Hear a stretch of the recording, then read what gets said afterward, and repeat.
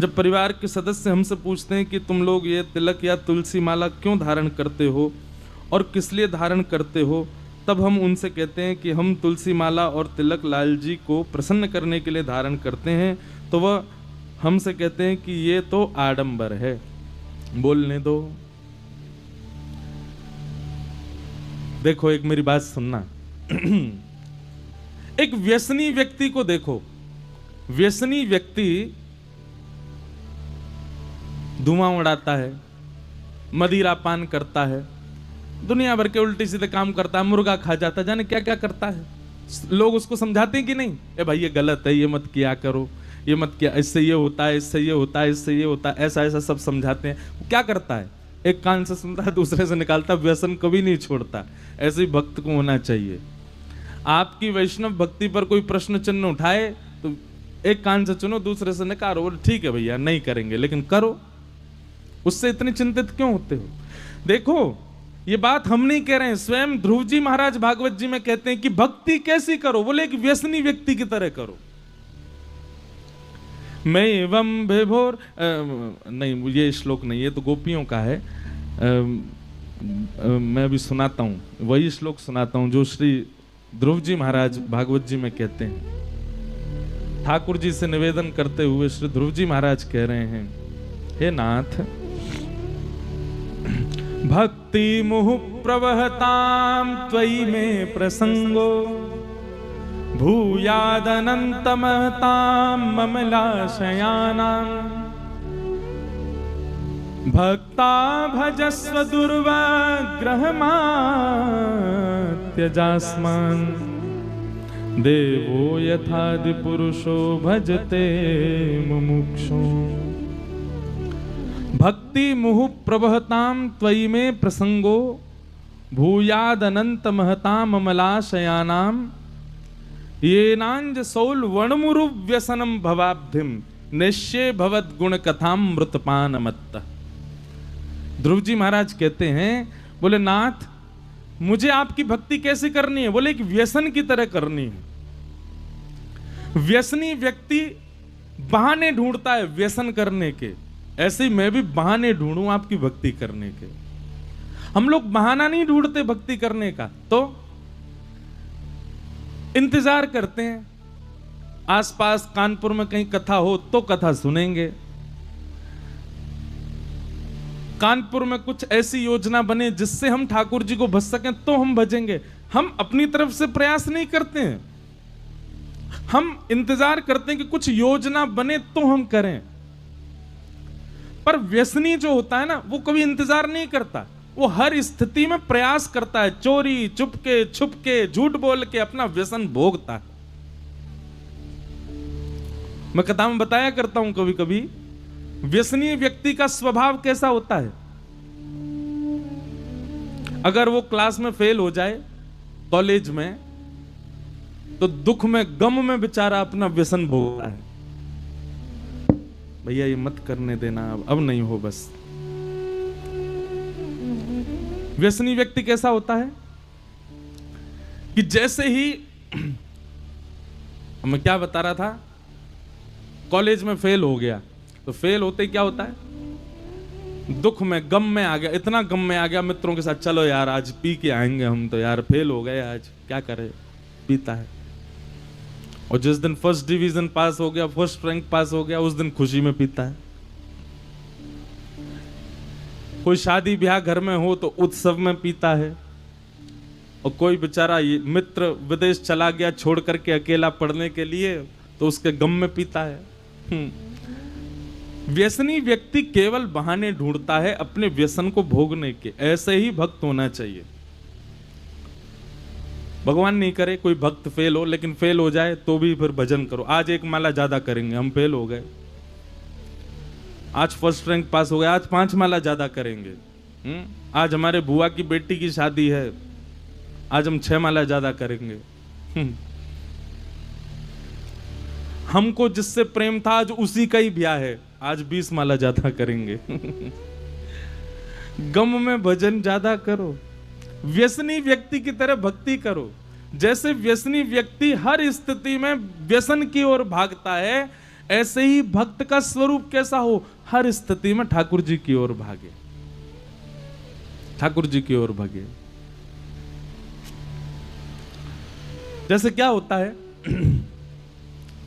बच्चे आपस में बात करते हैं तो शर्त लगाते हैं, हाँ भाई सुन देख, अगर आज ऐसा हुआ तो फिर शाम को पार्टी देनी पड़ेगी तुझको। तो पार्टी में क्या करते हैं, बहुत ऊंचे लेवल वाले व्यसनी होते हैं तो फिर व्यसन भोगते हैं, छोटे लेवल वाले होते हैं तो फिर कहीं बेचारे बाहर जाके कुछ खा आते हैं। भक्त का स्वरूप कैसा होना चाहिए, देख भाई आज अगर भारत जीता तो रात में मैं और तू दोनों बैठेंगे, 11-11 माला एक्स्ट्रा करेंगे आज, अगर भारत जीता तो। और वो बोला हार गया तो बोले तो फिर 21-21 माला करेंगे, गम में ज्यादा करेंगे, खुशी में थोड़ी कम कर लेंगे, लेकिन करेंगे। हर स्थिति में है क्या, भजन।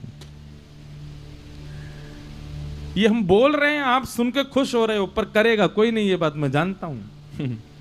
लेकिन जिस दिन ऐसी स्थिति हो गई, ये वरदान मांगा है ध्रुव जी महाराज ने भगवान से कि महाराज एक व्यसन की तरह मेरे अंदर भक्ति आ जाए।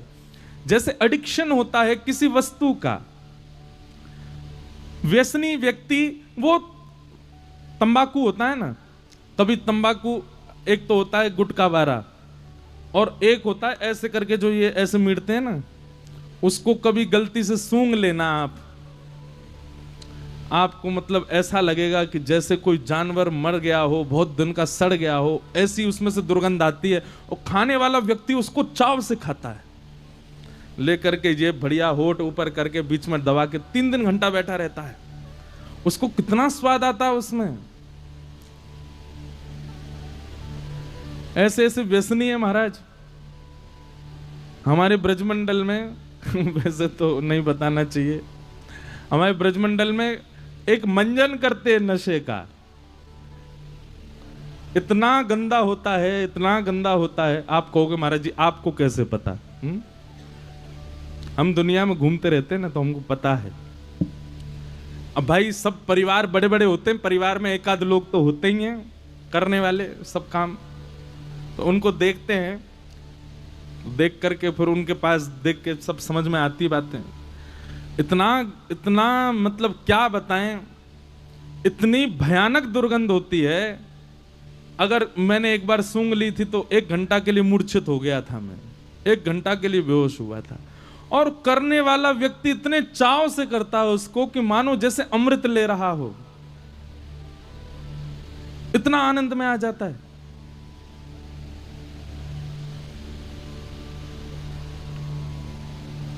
अगर कोई व्यक्ति बीड़ी पीता हो, सिगरेट पीता हो, कथा में बैठा होगा ना, 3 घंटा बैठ नहीं सकता वो, आधा पौना घंटे में उठ के जाएगा, फिर बाहर जाके थोड़ी सी सिगरेट पी के फिर आ जाएगा, फिर कथा सुनेगा, फिर जाएगा, फिर आएगा। वो भले ही किसी बेचारे परिवार वाले के संगी आया होगा। व्यसनी व्यक्ति बैठता भी कम है कथा में, वो बैठ ही नहीं सकता, उसको व्यसन खींचता है। ऐसे ही भजन खींचे हमें, ऐसे ही ठाकुर जी का प्रेम खींचे हमें, ठाकुर जी की कथा खींचे हमें। भक्ति मुहु प्रवहताम त्वयि में प्रसंगो भूयादनंत महताम ममलाशयानाम ये नांजसोल्वणमुरु व्यसनम भवाब्धिम निश्चय भवत गुण कथामृतपान मत्तः।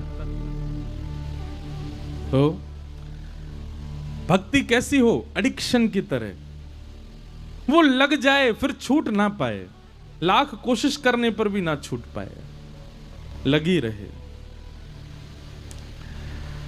तो ये पता नहीं किस प्रश्न का उत्तर दिया था। हाँ, घर वाले कहते हैं आडंबर है, बोलने दो, आपको तो वो व्यसन चढ़ा है, व्यसन तो चढ़ा ही रहता है। और घर वालों के लिए भी हमारे पास एक बात है, अरे कम से कम बच्चे आपके पी तो नहीं रहे, बच्चे आपके खा तो नहीं रहे, बच्चे आपके नाली में उल्टे तो नहीं पड़े, बच्चों को रात में उठा के तो नहीं लाना पड़ रहा है, बच्चे रात रात भर गोल तो नहीं हो रहे हैं, केवल ठाकुर जी के सामने बैठ के भजन कर रहे हैं। आजकल के माता पिताओं को ज्यादा कथा सुननी चाहिए। हमारी कथा में तो युवा ज्यादा आते हैं, माता पिताओं को ज्यादा सुननी चाहिए कथा। बच्चों को ले लेके आते, महाराज जी आशीर्वाद दे दो, क्या ये ज्यादा ही भगत हो गया है? अच्छा, क्या आशीर्वाद दें कि व्यसनी हो जाए? माता पिता भी यही चाहते हैं कि वो ना तो भगत ही रहे, ना वो व्यसनी रहे, बीच का रहे, दोनों तरफ। एक जगह में एक कथा, वहां पे बोले कि महाराज जी हमारे बच्चे को समझाओ, क्या सब लोग ठीक है परिवार में एक साथ रहते हैं, ये प्याज ही नहीं खाता। मैंने कहा ये चिंता है आपकी कि वो प्याज नहीं खाता, ये चिंता है आपकी? बोले कैसे रहेगा आगे, उसका ब्याह होगा, जीवन बहुत बड़ा है ये। मैंने कहा इसका मतलब आप क्या चाह रहे हैं? मैंने कहा ये अभी का समय, 100 साल बाद माता पिता गुरुजनों के पास बच्चों को लेके आएंगे, कहेंगे महाराज जिसको समझाइए ना, पीता ही नहीं है बिल्कुल भी, अभी ट्रेंड चल रहा है, सब पीते हैं, ये क्यों नहीं पीता है? कितना भय, ये कलयुग नहीं है तो क्या है कि बच्चा सुधरा हुआ है तो माता पिता को चिंता है कि ये इतना क्यों सीधा है, इतना क्यों सुधरा हुआ है। तो क्या तेज होना चाहिए था, क्लेवर होना चाहिए था? सीधा है तो अच्छा है ना। अभी मैंने बहुत बदलाव देखा है, कोविड से पहले का समय, कोविड के बाद का समय, युवाओं में भक्ति अचानक से बहुत अच्छे से बढ़ रही है। अब कोविड से पहले माता पिता बच्चों को लेके आते थे, सुनते नहीं हमारी बात, बिल्कुल मानता नहीं, कथा में बैठता नहीं, भजन करता नहीं, मंदिर नहीं जाता। अब उल्टा हो रहा, अब माता पिता लाते हैं, बोले इसकी आए दिन जिद करता है वृंदावन चलो, तिलक लगा के कॉलेज जाता है, महाराज जी क्या बताएं, आप इसको समझाओ। ये चिंता का विषय है भैया। यही कलयुग है कि एक समय ऐसा आएगा कि व्यसनी होना उसको लोग सामान्य मानेंगे और वैष्णव होना उसको लोग चिंता का विषय मान लेंगे कि वैष्णव कैसे हो गया।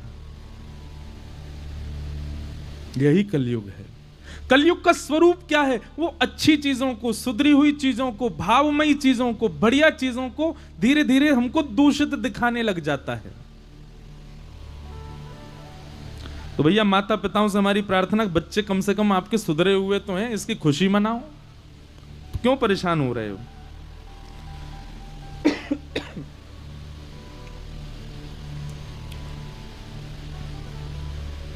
किसी का भाव है कि मेरे सामने अधर्म होता है तो भी मैं धर्म का साथ नहीं दे पाता, उस समय मेरी प्रतिक्रिया क्या होनी चाहिए? देखो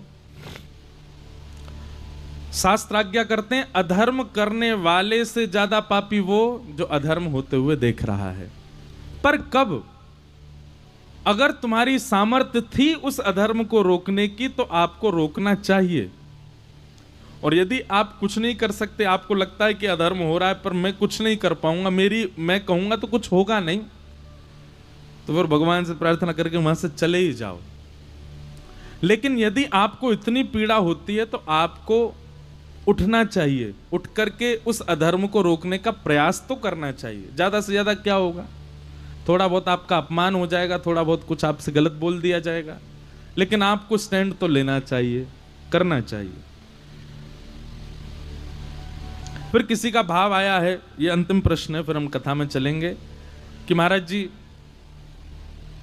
दान ब्राह्मणों को करना चाहिए, दान वेदज्ञों को करना चाहिए, पर मेरा मन होता है कि मैं असहाय लोगों को, गरीबों को दान ज्यादा करता हूं। तो इसका मतलब देखो, सबसे पहली बात तो आपने एक ही कैटेगरी में ब्राह्मण और गरीब रख दिए, ये गलत है।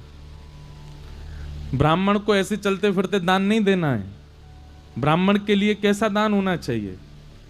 उनके लिए तो उनसे कुछ सुंदर अनुष्ठान कराओ, अनुष्ठान आदि करा करके, या फिर श्राद्ध पक्ष में आप प्रसाद आदि पवाते हैं, उसके बाद फिर कुछ उनको भेंट प्रदान करो। बाकी असहाय लोगों को तो आप नित्य प्रति कर सकते हो, उसमें कोई बड़ी बात नहीं है। ब्राह्मणों को दान देना एक अलग विषय है और असहाय की सहायता करना एक अलग विषय है। ब्राह्मण को दान देना पुण्य है और असहाय की सहायता करना परोपकार है, और परोपकार भी एक प्रकार का पुण्य ही होता है। इसलिए दोनों को सबसे पहले तो आप एक कैटेगरी में मत रखिए, वो अलग हैं। ब्राह्मण को जो आप देते हैं उससे आपके पितृ, आपका पूरा परिवार फलता है, फूलता है, समृद्ध होता है। असहाय को जब आप देते हैं तो उसका आशीष मिलता है, उससे आपको शुभकामना मिलती है। वो फले नहीं फले वो उसके ऊपर निर्भर नहीं, पर ब्राह्मण का फलेगा। इसलिए असहायों की सहायता करना ये अच्छी बात है, पर ब्राह्मण को दान देना, उसको इनको जोड़िए मत, वो अलग विषय है। तो इस प्रकार आज भी बहुत और भी कई प्रश्न हैं, पर हम सबको प्रणाम मात्र करते हैं। आज ठाकुर जी का जन्मोत्सव करना है कथा में, इसलिए हम प्रसंग में प्रवेश करते हुए आइए बड़े मंगल भाव से कथा का श्रवण करते हैं। बोले वृंदावन बिहारी लाल की। परीक्षित को श्राप लगा।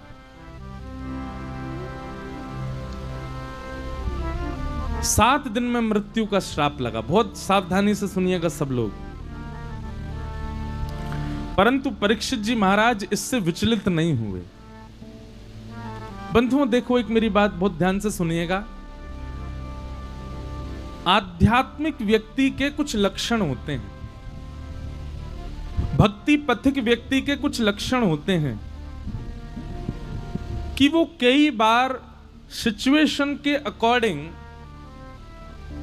अपने आप को संभालना सीख जाता है। जो वैष्णव है, जो तिलक लगाता है, नाम जप करता है, कथा सुनता है, पर विपरीत स्थिति आते टूट जाता है, तो इसका मतलब उसके भजन में कोई कमी है। बहुत सावधानी से सुनिएगा सब लोग। नाविक नाव चलाता है। अब जब तक गंगा जी सीधी सीधी बह रही है, मौसम बिल्कुल साफ है, तब तक तो नाव बढ़िया चल रही है। जैसे ही मौसम खराब हुआ तो वो घबरा जाए, वो तो पतवार छोड़ दे। ओहो अब क्या करूंगा, अब तो मुझसे चलेगी नहीं, अब तो मौसम खराब हो गया, भाव तेज हो गया। अरे तुम नाविक हो, तुमको अभ्यास अनुकूल परिस्थिति में नाव चलाने का नहीं होना चाहिए, तुमको अभ्यास प्रतिकूल परिस्थिति में नाव चलाने का होना चाहिए। गाड़ी का ड्राइवर सीधे सीधे रोड पर गाड़ी चलाना जानता है, लेकिन वो कहे ओहो मोड़ आ गया, अब मैं क्या करूं, मोड़ पे तो नहीं मोड़ सकता, मुझे तो सीधा रोड चाहिए। काय बात के ड्राइवर हो? ड्राइवर तो वो जो गली कूचे मोहल्ला ऊंची नीची टूटी फूटी जैसी सड़क मिले सब में चला ले, वही तो ड्राइवर है। ठीक वैसे ही आध्यात्मिक आप यदि हैं, आप तिलक लगाते हैं, नाम जप करते हैं, कंठी माला पहनते हैं, कथा सुनते हैं, वृंदावन जाते हैं, ठाकुर जी का स्मरण करते हैं, तो इसका मतलब क्या हो? आप नाविक हो, आप चालक हो। और चालक अनुकूल अवस्था में गाड़ी चलाना जानता हो, यह विशेषता नहीं होनी चाहिए उसकी। प्रतिकूल अवस्था में प्रतिकूल मार्ग पर गाड़ी चला दे, वो चालक श्रेष्ठ माना जाता है। तो आध्यात्मिक बनने का सबसे बड़ा ये सिम्टम होता है, ये लक्षण होता है कि आध्यात्मिक व्यक्ति प्रतिकूल अवस्था में सम रहता है, विचलित नहीं होता, टूटता नहीं है। हम कथा कहते हैं, आधे से ज्यादा समय अपने घर से बाहर ही रहते हैं। हम भी गृहस्थी हैं, हमारा भी परिवार है, और जैसे आप सबके परिवार में खुशी आती है, विपत्ति आती है, संकट आता है, प्रसन्नता आती है, ऐसे हमारे परिवार में भी आती है। पर हम सत्य बता रहे हैं। अब ज्यों-ज्यों कथा में आगे बढ़ते जा रहे हैं, उसका प्रभाव नहीं होता। कई बार हम व्यास मंच पर आकर के उत्सव मना रहे होते हैं, हमारे परिवार में कुछ हुआ होता है, लेकिन हम उत्सव करके जाते हैं, ठाकुर जी का उत्सव मनाते हैं। सब लोगों, इतने लोग मिलने के लिए आते हैं, सब अपना प्रश्न करते हैं, सब अपनी चिंता बताते हैं, सब अपना कष्ट बताते हैं, लेकिन हम सबको उत्तर देते हैं। ऐसा नहीं है कि उस समय हमारे परिवार में कुछ ना हुआ हो, होता है। लेकिन आध्यात्मिक होने का मतलब, व्यास होने का मतलब, कथाकार होने का मतलब, भक्ति पथिक होने का मतलब ही यही है कि विपरीत परिस्थिति आपको हिला ना सके, आपको ज्यादा विचलित ना करे।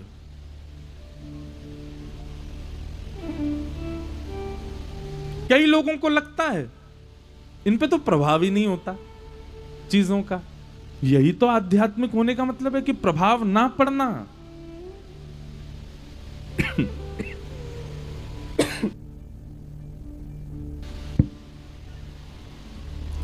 बहुत ध्यान से सुनिए।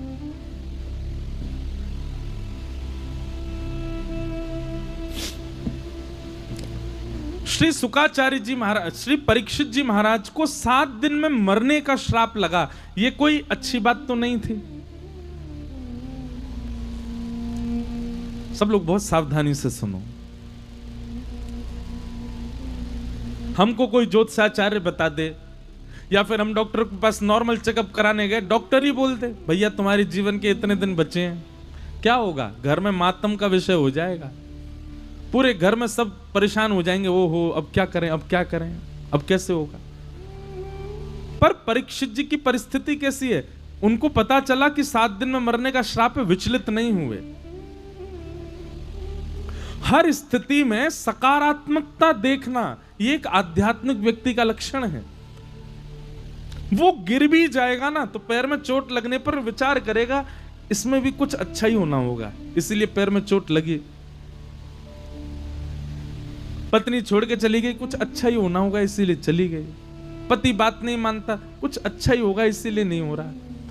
हर तरीके की स्थिति, इसका मतलब ये नहीं कि हाथ पे हाथ धर के बैठ जाए, कुछ करे ना, प्रयास तो करे कि वो सिचुएशन सॉल्व हो, पर उसमें विचलित ना हो, उसमें व्यथित ना हो।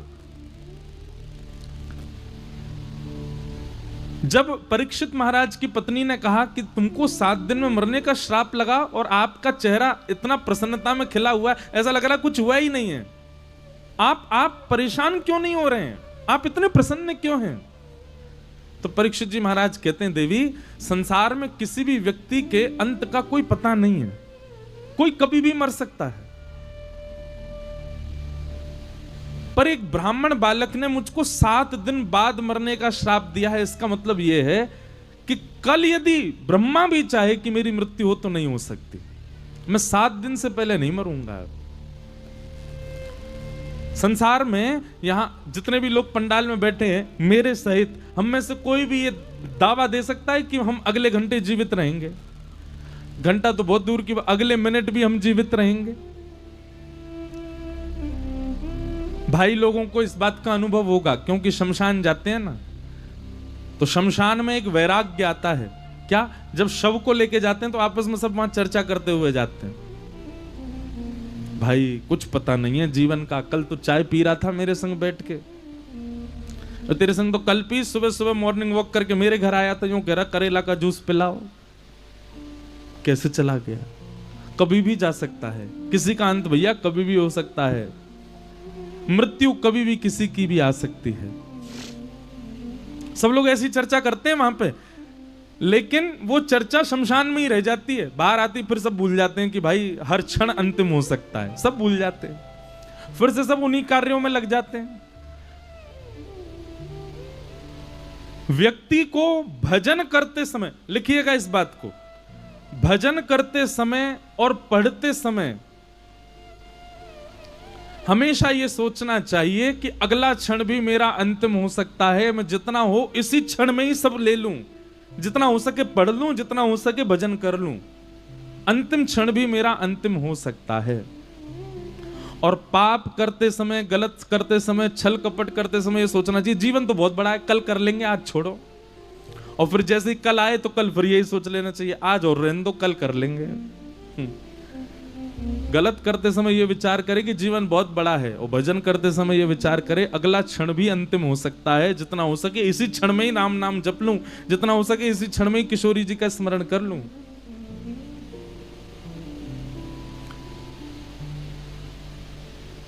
परीक्षित जी महाराज अपने पुत्र जन्मेजय को राज्य गद्दी पर बिठा करके गंगा के तट पर आ गए, और अनेक संत जनों से आकर के उन्होंने जिज्ञासा प्रकट की, महाराज जिसके जीवन के बहुत कम दिन बचे हों उसको अपनी मुक्ति के लिए क्या करना चाहिए?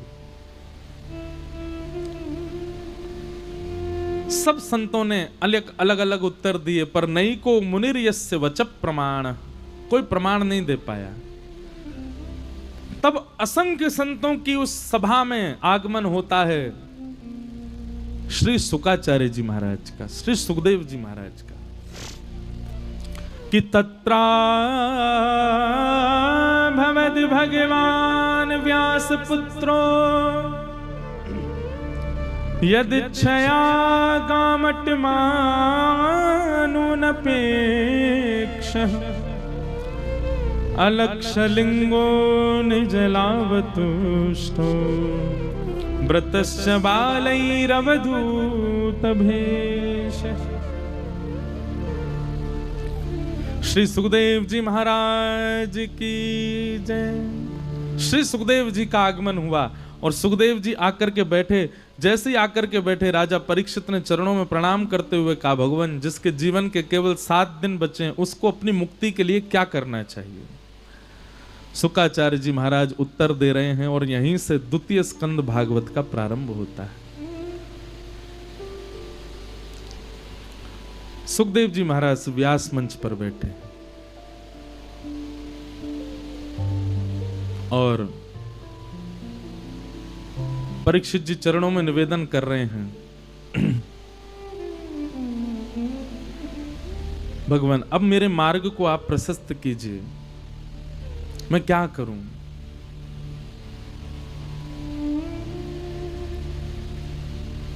बंधुओं, कभी भी किसी वैष्णव से मिलो, किसी भी संत से मिलो, किसी वक्ता से मिलो, किसी भगवत भक्त से मिलो, उससे यही प्रार्थना करनी चाहिए कि आप मेरे जीवन में आगे मैं क्या करूं जिससे मुझे और तीव्रता से भगवत प्राप्ति हो, ऐसा ही प्रश्न करना चाहिए। अन्न का कण और संत का क्षण ये बर्बाद नहीं किए जाते। एक क्षण मिले, उस क्षण में भी यही पूछ लीजिए कि कैसे भगवत प्राप्ति हो, मुझे कैसे हरि मिलेंगे।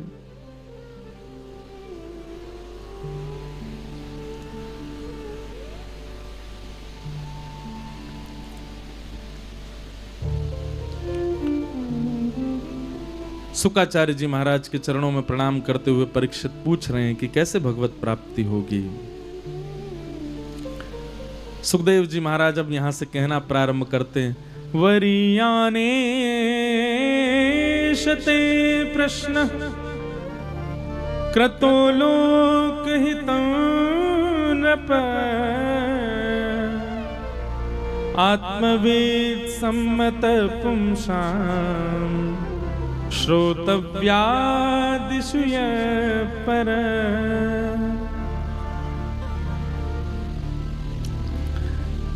सुखदेव जी कह रहे हैं, राजा परीक्षित अब देखो, यहां से सुखदेव जी अब उत्तर दे रहे हैं राजा परीक्षित को, बहुत ध्यानपूर्वक सुनिएगा। राजन, तुम्हारा प्रश्न बहुत अच्छा है अगर ये प्रश्न समाज के लिए किया है, लेकिन कहीं अगर ये प्रश्न तुमने अपने पर्सनली अपने लिए किया है तो ये प्रश्न उचित नहीं है। क्यों भाई? 7 दिन में मरने का श्राप तो परीक्षित को लगा है, परीक्षित अपने लिए ही पूछेगा, समाज के लिए क्यों पूछेगा? पर यहां से सुखदेव जी महाराज, इसीलिए तो ये भागवत है, यहां प्रश्न का उत्तर तो दिया पर पहले प्रश्न को शुद्ध किया, पहले प्रश्न सुधारो। राजन, 7 दिन में तुम्हारी मृत्यु होनी है, उसके लिए अब मुक्ति का उपाय तुम मुझसे पूछ रहे हो, तो 7 दिन में यदि संसार के किसी व्यक्ति की मृत्यु होने वाली हो, उसके लिए यदि मुक्ति का उपाय पूछ रहे हो तो ठीक है, लेकिन तुम अपने लिए नहीं पूछो। क्यों? राजा परीक्षित क्यों नहीं पूछ सकते अपने लिए? शुकाचार्य जी महाराज कहते हैं, बोले राजन, मुक्ति 7 दिन में प्राप्त करने वाली वस्तु नहीं है। बहुत ध्यानपूर्वक सुनिएगा। मुक्ति प्राप्त करने के लिए 7 दिन, 7 घंटे, 7 मिनट, 7 सेकंड भी जरूरी नहीं है। तो बोले फिर मुक्ति कैसे मिलती है? बोले अंते नारायण स्मृति। बोले व्यक्ति की मरणासन अवस्था हो, उसके अंगूठे से प्राण निकलते निकलते निकलते निकलते सर्वांगीण अंग छोड़ते हुए बस नासिका से अंतिम श्वास निकलने वाली हो, और उसी क्षण में कोई व्यक्ति कान में जाकर के कह दे, श्री कृष्ण श्री कृष्ण श्री कृष्ण, हे हरि हे हरि हे हरि, श्री राधा श्री राधा श्री राधा। अंतिम श्वास निकलते समय भी यदि हरिनाम उसके मुख से बुलवा दिया जाए या उसके कान में हरिनाम कह दिया जाए तो भी उसकी मुक्ति हो ही जाएगी। अंते नारायण स्मृति।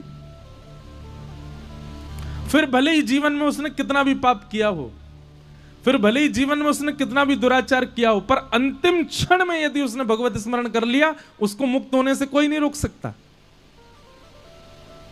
आप कहोगे महाराज जी ये तो बड़ी अलग बात है और बड़ी आसान है मुक्ति तो। जीवन भर व्यक्ति पाप करे, जीवन भर व्यक्ति व्यसन करे, जीवन भर व्यक्ति छल कपट आदि करे, अंतिम श्वास में भगवान नाम ले ले, हाँ तो उससे मुक्ति मिल जाएगी उसको।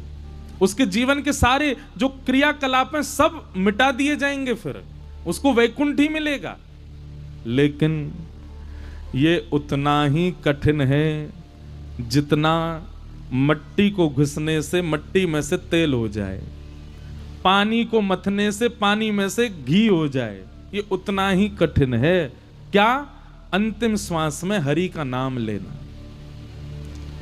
जन्म जन्म मुनि जतन कराही, अंतराम कहीं आवत नाही। अंतराम कहीं आवत नाही, अंतराम कहीं आवत नाही। जन्म जन्म मुनि जतन कराही, अंतराम कहीं आवत नाही। अरे भैया, जीवन निकल जाता है व्यक्तियों को नाम जप करते करते।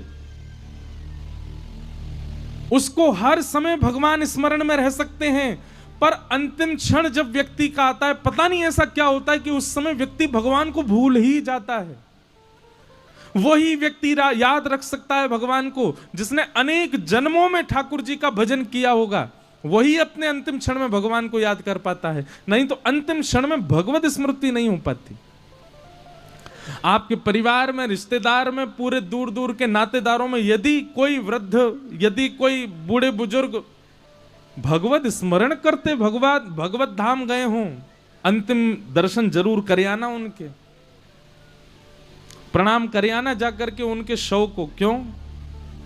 क्योंकि निश्चित है कि भगवत प्राप्ति उनको हुई ही होगी। अंतिम काल में भगवत स्मरण नहीं हो पाता, बाकी सब हो जाता है।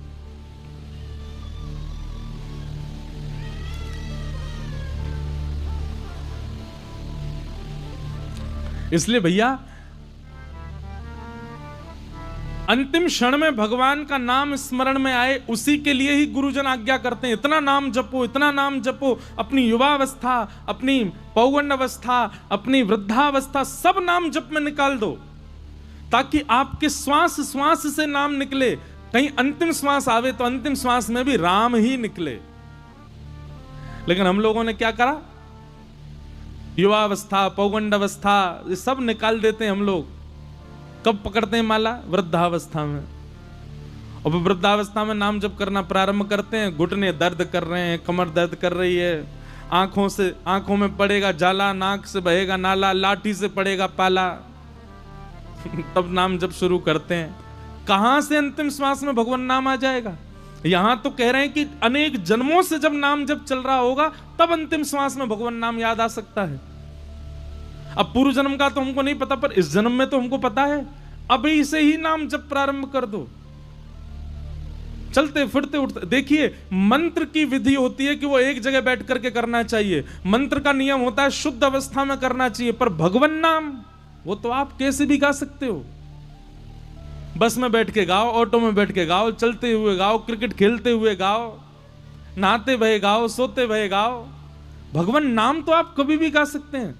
कृष्ण कृष्ण कृष्ण कृष्ण कृष्ण कृष्ण कृष्ण कृष्ण कृष्ण, श्वास श्वास पर कृष्ण भज, वृथा श्वास जन खोए, ना जाने या श्वास की आवन होए ना होए।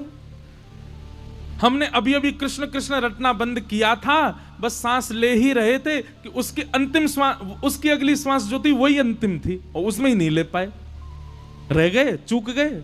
जैसे एक नंबर से व्यक्ति सीए बनने से रह जाता है, एक नंबर से व्यक्ति यूपीएससी में तैयारी करने से रह जाता है, एक नंबर से व्यक्ति सिविल में जाने से रह जाता है, ऐसे ही एक श्वास से व्यक्ति वैकुंठ जाने से रह जाता है। भले ही उसने जीवन भर नाम जप किया हो, अंतिम श्वास में यदि नाम नहीं निकल पाया तो फिर डिसाइड बाद में होगा कि वैकुंठ जा सकता है कि नहीं। फिर चित्रकेतु पूरा खर्रा निकालेंगे, सब चेक करेंगे, पुण्य पाप आदि सब देख करके फिर थोड़ी देर के लिए नरक भी जाना पड़ सकता है। एक और बात बताएं आपको, नरक सबको जाना पड़ता है। अगर हमने अपने दूषित कर्मों को संसार में नहीं भोगा तो उसको भोगने के लिए नरक जाना पड़ेगा। कहां तक कहें, धर्मराज युधिष्ठिर को एक क्षण के लिए नरक जाना पड़ा था, एक सेकंड के लिए नरक जाना पड़ा था। क्यों? क्योंकि झूठ बोला था, और वो झूठ भी भगवान के कहने पे ही बोला था, तो भी उनको नरक दर्शन करना पड़ा। तो हम कैसे बच जाएंगे?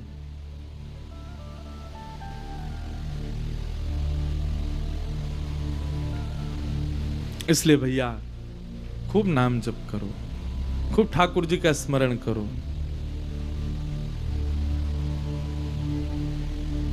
किशोरी जी का स्मरण करो। किशोरी तेरे चरणन की रज पाऊं, किशोरी चरणन की रज पाऊं, किशोरी तेरे चरणन की रज पाऊं, किशोरी तेरे चरणन की रज पाऊं। बैठी रहूं जन के कोने, बैठी रहूं। सब लोग गाओ मेरे साथ।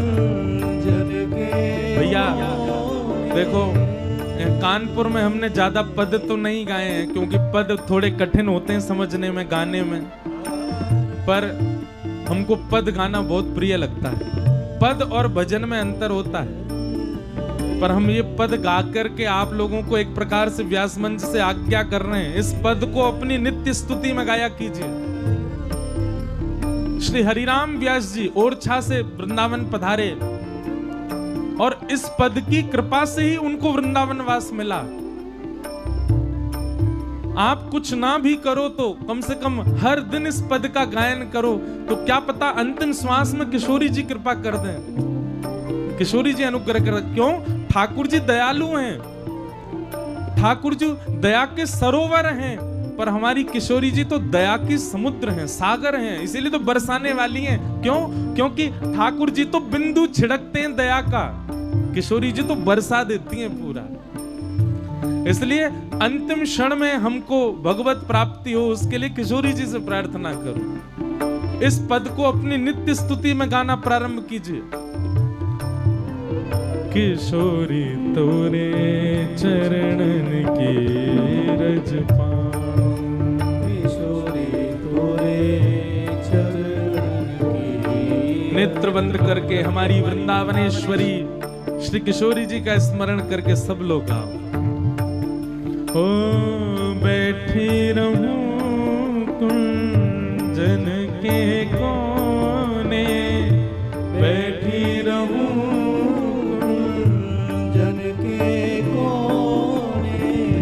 बैठी रहूं कुंजन के कोने, बैठी रहूं कुंजन के कोने। श्याम राधिका गाऊं, श्याम राधिका गाऊं, किशोरी तोरे चरणन की रज पाऊं, किशोरी तोरे चरणन की रज पाऊं। हे श्री राधे तेरे चरणन की रज पाऊं, हे राधे तोरे। बोलो वृषभानु दुलारी की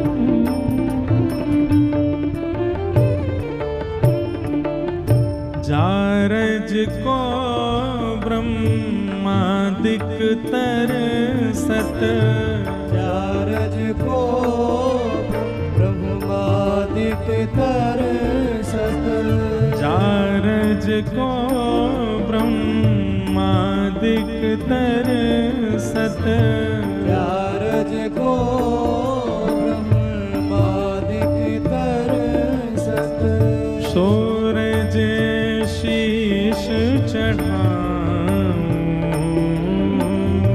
सूरज शीश चढ़ाऊं, हे व्यास स्वामिनी की छवि निरखत, व्यास स्वामिनी की छवि निरखत, श्री व्यास स्वामिनी की छवि निरखत, व्यास स्वामिनी की छवि निरखत, विमल विमल जस गाऊं,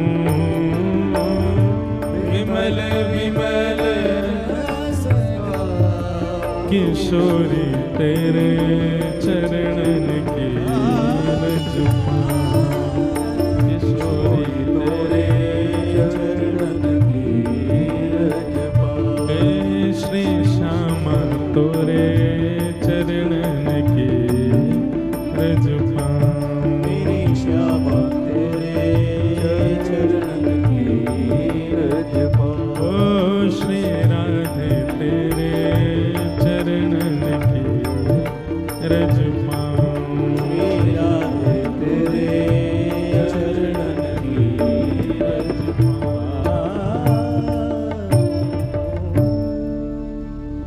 तो शुकाचार्य जी प्रार्थना करते हुए कह रहे हैं कि परीक्षित, मुक्ति के लिए 7 दिन की जरूरत नहीं है, 7 घंटे की जरूरत नहीं है, 7 मिनट की जरूरत नहीं है, 7 सेकंड की भी जरूरत नहीं है। तुम्हारे प्राण निकल रहे हो, अंतिम क्षण में मुझको बुला लेना, अंतिम क्षण में तुमको मुक्ति मिल जाएगी। क्यों? जैसे तुम्हारी अंतिम श्वास निकल रही होगी, सब लोग मिलकर के हरि नाम संकीर्तन कर देंगे। हरि नाम संकीर्तन सुनते सुनते तुम भी 2 शब्द मुख से निकाल करके मृत्यु को प्राप्त हो जाना, मुक्ति मिल जाएगी। 7 दिन के लिए क्यों प्रयास कर रहे हो? लेकिन राजन, मुक्ति की कामना संसारी व्यक्ति करे, संसारी व्यक्ति पूछे तो समझ में आता, पर राजा परीक्षित पूछ रहा है मुक्ति के लिए। बहुत सावधानी से सुनिए सब लोग, इधर देखो। हम थोड़ी देर इस विषय को कहेंगे, फिर जल्दी जल्दी भागेंगे नंदोत्सव की ओर, इसलिए ध्यान से सुनो। क्यों राजा परीक्षित क्यों नहीं मांग सकता मुक्ति 7 दिन में? बोले राजन, भगवान ने तुम्हारी रक्षा तुम्हारी मातृ गर्भ में जाकर के की है। ब्रह्मास्त्र छोड़ दिया था अश्वत्थामा ने तुमको मारने के लिए, लेकिन तुम उस समय अपनी मां के गर्भ में थे और भगवान ने जाकर के तुम्हारी मातृ गर्भ में तुम्हारी रक्षा की। मुक्ति तो तुमको वैसे ही मिल जानी है, क्योंकि भगवान ने तुम्हारा जन्म बाद में हुआ है, भगवान का दर्शन तुमने पहले कर लिया है, मुक्ति तो तुमको मिल ही जानी है। लेकिन राजन एक और बात सुनो, क्या भगवान ने तुम्हारी माता के गर्भ में तुम्हारी रक्षा केवल इसलिए कि क्या तुम भविष्य में चल करके मुक्ति की कामना करो? मुक्ति इतनी बड़ी चीज नहीं है, ये मुक्ति राक्षसों को भी मिल जाती है, और वही मुक्ति हम भक्तों को भी मिल जाए तो हम में राक्षसों में अंतर क्या है? राजा परीक्षित बोले तो फिर 7 दिन में मैं क्या करूं? तब शुकाचार्य जी कहते हैं, राजन, अगर मुक्ति की कामना करोगे तो मुक्ति से तो मृत्यु के उपरांत, मृत्यु के बाद भगवान का दर्शन होता है, और मुक्ति अंतिम क्षण में भी मिल जाती है। परंतु इन 7 दिनों के हर क्षण को यदि तुम भक्ति में विलीन कर दोगे तो 7 दिन में भक्ति से जीते जी भगवान का दर्शन हो जाएगा। मुक्ति मतलब मृत्यु के बाद भगवत दर्शन, और भक्ति मतलब जीते जी भगवान का दर्शन। अरे राजन, तुमको तो यह पूछना चाहिए कि तक्षक सर्प आकर के मुझे डसे, उसके आने से पहले पहले मुझको भगवान का दर्शन करना है। मृत्यु के बाद की प्रतीक्षा क्यों कर रहे हो दर्शन की? हम सब भी मृत्यु के बाद की प्रतीक्षा करते हैं, मुक्ति मिलेगी हमें। कभी किसी के मन में यह भावना क्यों नहीं आई कि कहीं मेरा अंतिम क्षण ना आ जाए, उससे पहले मुझको राधा रमण जी को देखना है। मेरा अंतिम क्षण आए उससे पहले श्री राधा वल्लभ लाल जी सचल मेरे सामने घूमते हुए आ जाएं। मेरा अंतिम क्षण आ जाए उस समय, उससे पहले पहले श्री वृंदावन बिहारी लाल प्रत्यक्ष मेरे सामने खड़े हो जाएं और अपने तिरछे नैनों से ऐसे मटकाते भय, सुंदर वेणु बजाते भय, चलते फिरते त्रिभंग लली ललित गति विलास वल गुहास प्रणय निरीक्षण कल्पितोरुमान, मुझे उनका दर्शन हो जाए। और ये सामर्थ्य जीते जी अवस्था में भगवत दर्शन देने की सामर्थ्य केवल भक्ति में है। राजा परीक्षित, तुम मुक्ति की कामना मत करो, तुम भक्ति की कामना करो। तब राजा परीक्षित ने अपने भाव बदल दिए, चरणों में प्रणाम करके कहा, भगवान अब मुझे मुक्ति की चिंता नहीं है, अब मुझे एक ही चिंता है, मेरे पास केवल 7 दिन हैं। इन 7 दिनों में मुझे भगवत प्राप्ति कैसे होगी, इन 7 दिनों में मृत्यु से पहले मुझे भगवत साक्षात्कार कैसे होगा, यही मेरी चिंता है। आप कृपा करके मुझे भगवत अनुभव कराइए, भगवत दर्शन कराइए।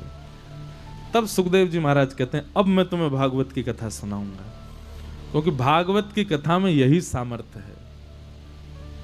ये मंदिर नहीं है, यहां कोई देव प्रतिमा नहीं विराज रही, यहां सुबह शाम नियमित रूप से आरती पूजन नहीं चल रहा है, यहां पर कोई भट्टी नहीं लगी ठाकुर जी का अष्टयाम भोग लग रहा हो, लेकिन फिर भी कथा में बैठे हुए हजारों श्रोताओं में से फिर भी 1, 2 या 5 श्रोताओं को, ज्यादा सबको नहीं होते, कुछ श्रोताओं को भगवत दर्शन, भगवत अनुभव हो जाता है, और ये निश्चित है कि हो जाता है।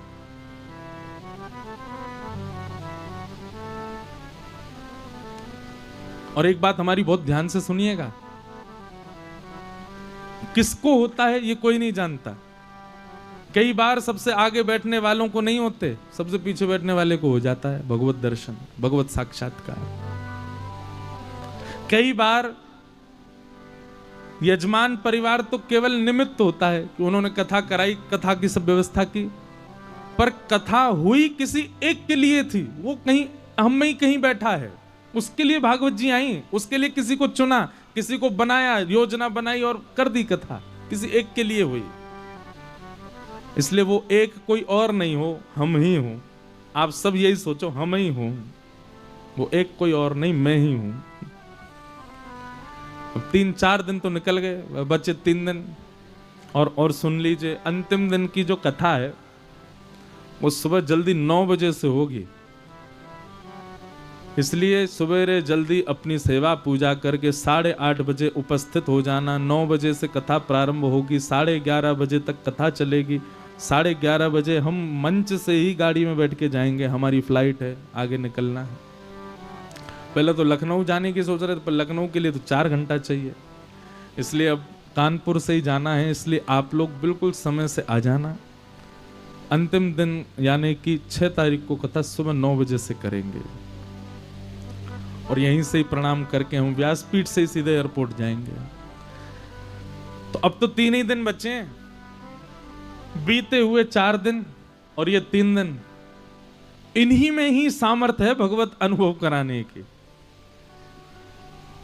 इसलिए अब बाकी के 3 दिन बहुत ध्यान पूर्वक रहिए, शायद भगवत अनुभव हमको हो जाए, भगवत साक्षात्कार हमको हो जाए। शुकाचार्य जी महाराज के चरणों में परीक्षित कहते हैं कि भगवान मुझे अब भक्ति का मार्ग बताइए। अब यहां से कथा प्रसंग सुनाना प्रारंभ करते हैं।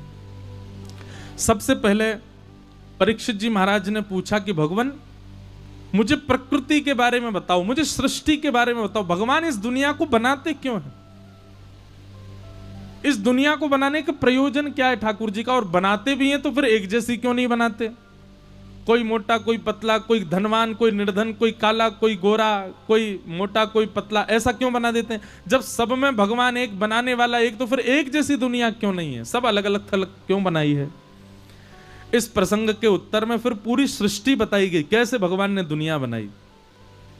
अब वो बहुत बड़ा प्रसंग है, हम बहुत बार कथा में बता चुके हैं, पर इसमें एक प्रश्न यहां पर जो कि विदुर जी महाराज मैत्री मुनि से कर रहे हैं, वही प्रश्न यहां पर श्री परीक्षित जी ने सुखदेव जी से किया। और ये प्रश्न बहुत सुंदर है, बहुत ध्यानपूर्वक सुनिएगा। सुखाय कर्माणि करोति लोको न ते सुखं वान्यदुपारमं वा विन्देत भूयस्तदैव दुःखं यदत्र युक्तं भगवान वदेन्न। बहुत सावधानी से सुनो, प्रश्न सुनिएगा, बहुत अच्छा प्रश्न है। प्रश्न क्या किया कि महाराज संसार में हर व्यक्ति सुख की कामना से ही श्रम कर रहा है, परिश्रम कर रहा है। चाहे वो 200 रुपए प्रतिदिन कमाने वाला व्यक्ति हो, चाहे 200 करोड़ रुपए प्रति महीने कमाने वाला व्यक्ति हो, हर व्यक्ति का अंतिम भाव क्या है अपने श्रम के पीछे? कि मुझे सुख मिले। 200 रुपए कमाने वाला भी यही चाहता है कि मुझे सुख मिले, और 200 करोड़ वाला भी चाहता है मुझे सुख मिले, लेकिन ना तो 200 करोड़ वाला सुखी, ना 200 रुपया वाला सुखी। क्यों? यह प्रश्न है। इतना परिश्रम करने के बाद भी व्यक्ति सुखी क्यों नहीं है?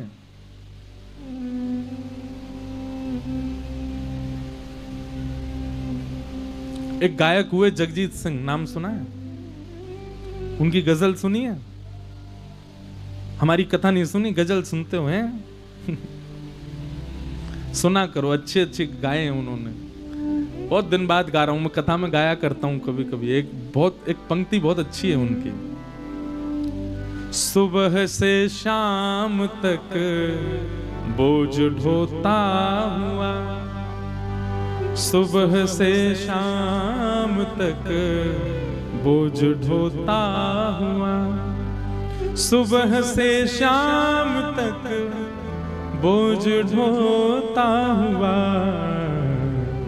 चैन खोता हुआ, बार बार आदमी हर तरफ है जगह, बेशुमार आदमी फिर भी तन्हाइयों का शिकार आदमी, हर तरफ है जगह, बेशुमार आदमी हर तरफ है जगह। सब परेशान है।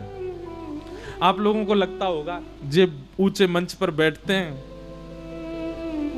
सब इनको प्रणाम करते हैं, महाराज यहां से निकल के जाओ, सब इनके आगे पीछे भागते हैं हाथ जोड़ के, बहुत सुखी हैं। कमरा में बैठे रहते हैं पूरे दिन, आप माल उड़ाते हैं बस, और कोई काम करना ना धरना, बस 2 घंटा 2.5 घंटा आगे प्रवचन कर जाते हैं, मोटी दक्षिणा लेते हैं, खुश रहते हैं बहुत। भैया ये मेरी नहीं, हर आदमी की स्थिति है। हमको अपने अलावा सब सुखी लगते हैं। ये हर आदमी का स्वभाव है कि उसको अपने अलावा सब सुखी लगते हैं, और उसको जो सुखी लग रहा है ना, उसकी भी यही स्थिति है, उसको भी अपने अलावा सब सुखी लगते हैं। हर संसार के व्यक्ति का यही स्वभाव है। पैदल चलने वाले को लगता है साइकिल वाला बहुत सुखी है, बताओ पैडल मार के भाग जाता है। साइकिल वाले को लगता है मोटरसाइकिल वाला सुखी, इसको पैडल ही नहीं मारना पड़ता, रेस मार के भाग जाता है। मोटरसाइकिल वाले को लगता है गाड़ी वाले सुखी, धूप नहीं ताप लगती इनको, एसी में बैठे रहते हैं। गाड़ी वालों को लगता है महंगी गाड़ी वाले सुखी, कंफर्टेबल ही जाते हैं। महंगी गाड़ी वालों को लगता है चार्टर प्लेन वाले सुखी हैं, हमको हवाई जहाज बुक कराना पड़ता है, 4 घंटा में वहां पहुंचते हैं। चार्टर वाले कहीं भी बैठते हैं, कहीं उड़ जाते हैं।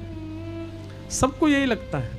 और चार्टर में बैठा हुआ व्यक्ति, उसको ये लगता है झोंपड़ी में रहने वाला कितना सुखी है, ज्यादा इस पर कोई टेंशन ही नहीं है इसके सिर पे, छोटी सी झोंपड़ी उसमें रहता है। हर व्यक्ति को एक दूसरा सुखी लगता है, पर सुखी कोई नहीं है। सुखी कौन है? आप सबको ये पंक्ति याद है, मेरे साथ गाओ। दीन कहे धनवान सुखी, धनवान कहे सुख राजा को भारी, राजा कहे महाराजा सुखी, महाराजा कहे सुख इंद्र को भारी, इंद्र कहे चतुरानन को सुख, ब्रह्म कहे सुख विष्णु को भारी, पर तुलसीदास विचार कहे हरि भजन बिना सब जीव दुखारी। आप सब लोग अपना फोन निकालो, सेल्फी कैमरा ऑन करके अपना मुखमंडल देखो। आप इस समय जितने सुखी हो ना, उतने सुखी आप संसार में कभी नहीं रहते। कथा में बैठे हुए आप जितने सुखी हो, हरि का भजन करते समय जितने आप प्रसन्न हो, कथा सुनते हुए आप जितने प्रसन्न हो, ये मूवमेंट है आपका। इससे ज्यादा सुख आपको अपने 100 वर्ष की आयु में कभी नहीं मिल सकता। आप जब जब हरि शरण में जाओगे, हरि शरणागति ग्रहण करोगे, तब तब आप सुखी हो, और वो सबसे बड़ा सुख है आपका। संसार में सुख नहीं है। भागवत जी में संसार का एक दूसरा नाम है, दुखालयम शाश्वतम। क्या नाम है? दुखालयम। जैसे विद्या जहां पढ़ी जाती है उसका नाम विद्यालय, भोजन जहां किया जाता वहां भोजनालय, पुस्तक जहां पढ़ी जाती वो पुस्तकालय, कार्य जहां किए जाते वो कार्यालय, चिकित्सा जहां होती वो चिकित्सालय। अब चिकित्सालय में जाकर के समोसा मांगो, नर्स बेचारी सिरिंज लेकर के बैठी है, आप कह रहे हो समोसा बना के दो। नर्स कहेगी अच्छा, हम तेरे को समोसा वाले दिखते हैं, हम तो सिरिंज लगाना जानते हैं। और समोसा वाले से कहो कि भैया हमको ड्रिप लगा दो। ये उल्टा पुल्टा कैसे चलेगा? तो फिर वही बात संसार में भी लागू है कि आप संसार में ये कैसे कह सकते हो कि हमको सुख चाहिए? इसका नाम ही दुखालय है। पर चोरी चुपके इस दुखालय में सुख यदि कहीं मिलता है तो कथा में मिलता है, हरि भजन में मिलता है, हरि शरणागति में मिलता है, और कहीं नहीं।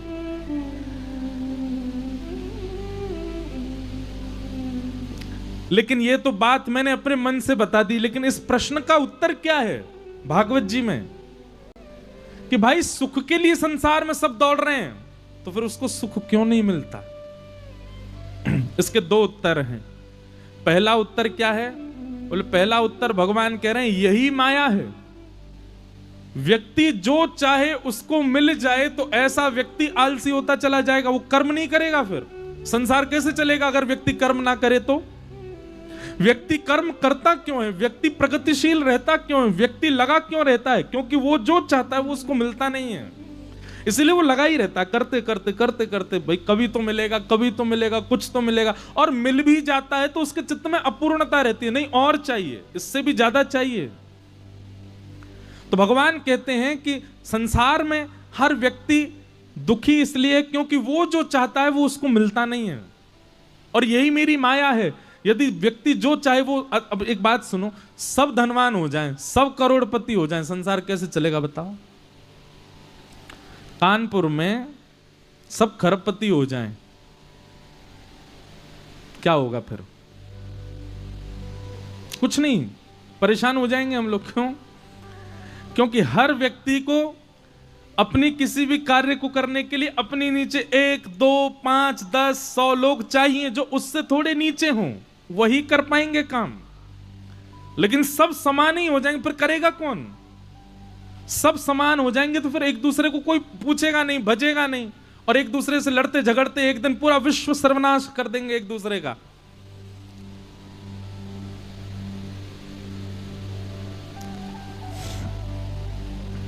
इसलिए संसार में भगवान ने ये ऊंच नीच आदि ये सब थोड़ी थोड़ी रखी है ताकि इससे संसार चलता रहे। अब इसका दूसरा उत्तर सुनिए कि संसार में हर व्यक्ति सुख की कामना से कर्म कर रहा है तो फिर वो सुखी क्यों नहीं होता?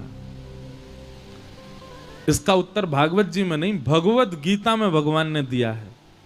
क्या? कि व्यक्ति अपने किसी भी कर्म को करने के पीछे सुख की कामना गलत रखता है। सुख की कामना ही नहीं होनी चाहिए, सुख की कामना से कभी कर्म नहीं करना चाहिए, तो फिर शांति की कामना से करना चाहिए। किस कामना से करना चाहिए? शांति। सुख की कामना से भजन, सुख की कामना से कर्म मत करो,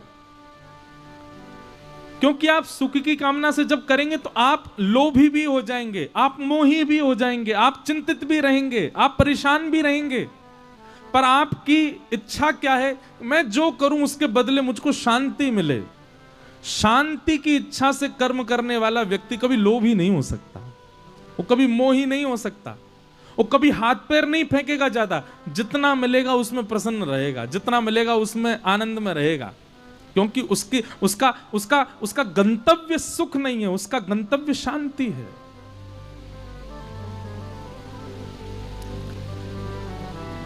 इसलिए संसार में सब भगवान ने एक जैसा नहीं बनाया, सब विलग विलग बनाया। इस प्रकार सृष्टि का प्रसंग करते हुए बताया। पृथ्वी बना करके ब्रह्मा जी ने सबसे पहले इस पृथ्वी पर प्रथम मानव के रूप में स्वयंभू मनु को भेजा। स्वयंभू मनु की पत्नी का नाम है शत्रुपा। ये ब्रह्मा जी के दो अंग ही हैं, बाम अंग से शत्रुपा, दाहिने अंग से स्वयंभू मनु हुए। इनके 3 पुत्री 2 पुत्र हुए। और अब जो यहां प्रसंग सुनाया गया, इनकी बड़ी पुत्री जिसका नाम है देवहूति, देवहूति का विवाह कर्दम ऋषि से हुआ और इनके यहां भगवान कपिल का जन्म हुआ। बोलो कपिल भगवान की। और यहां अब कपिल देवहूति संवाद सुनाया गया। देवहूति माता के प्रश्नों का उत्तर भगवान कपिल दे रहे हैं। उन प्रसंगों को यहां कहा गया, उनको हम प्रणाम मात्र करते हैं। प्रसंग बहुत ज्यादा हैं, आज सबको प्रणाम करते करते हम आगे चले। हम सारे प्रसंग फिर भी छू लेते हैं कहीं ना कहीं पर। हम जो भी उत्तर देते हैं, जो भी भाव कहते हैं, सब भागवत से ही देते हैं, लेकिन अभी क्रम पकड़ने के लिए थोड़ा विषय आगे लेके चलेंगे। आगे भागवत जी में ध्रुव जी की कथा आती है। नन्हे से बालक ध्रुव जी, जिन्होंने अपनी 5 वर्ष की अवस्था में भगवान के दर्शन कर लिए। अब प्रसंग कथा सबको पता है कि ध्रुव जी को भगवत दर्शन कैसे हुआ। इसमें भी एक विशेष बात सुनो। ध्रुव जी महाराज को इतनी कम अवस्था में केवल 4 महीने के भजन में भगवान मिल गए।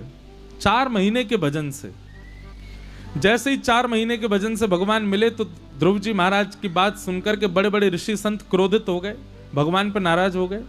बोले हम 100 वर्षों से भजन कर रहे हैं, कोई 1000 वर्ष से भजन कर रहा है, कोई गंगा जी में खड़े होकर भजन कर रहा है, कोई पेड़ पे लटक के भजन कर रहा है, कोई हिमालय पे जाके भजन कर रहा है, आप हम लोगों को तो मिलते नहीं।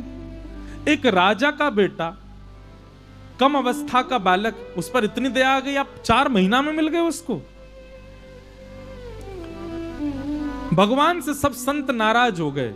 इतने में भगवान प्रकट हो गए और प्रकट होकर के कहा, काय बात को आप लोग नाराज हो? बोले भगवान आप पक्षपाती हो, बड़े कुल खानदान का बेटा है, छोटी अवस्था का है, इसलिए आपने उसको 4 महीने में दर्शन दे दिया। हम लोगों को 400-400 साल हो गए, हमको दर्शन नहीं दिए।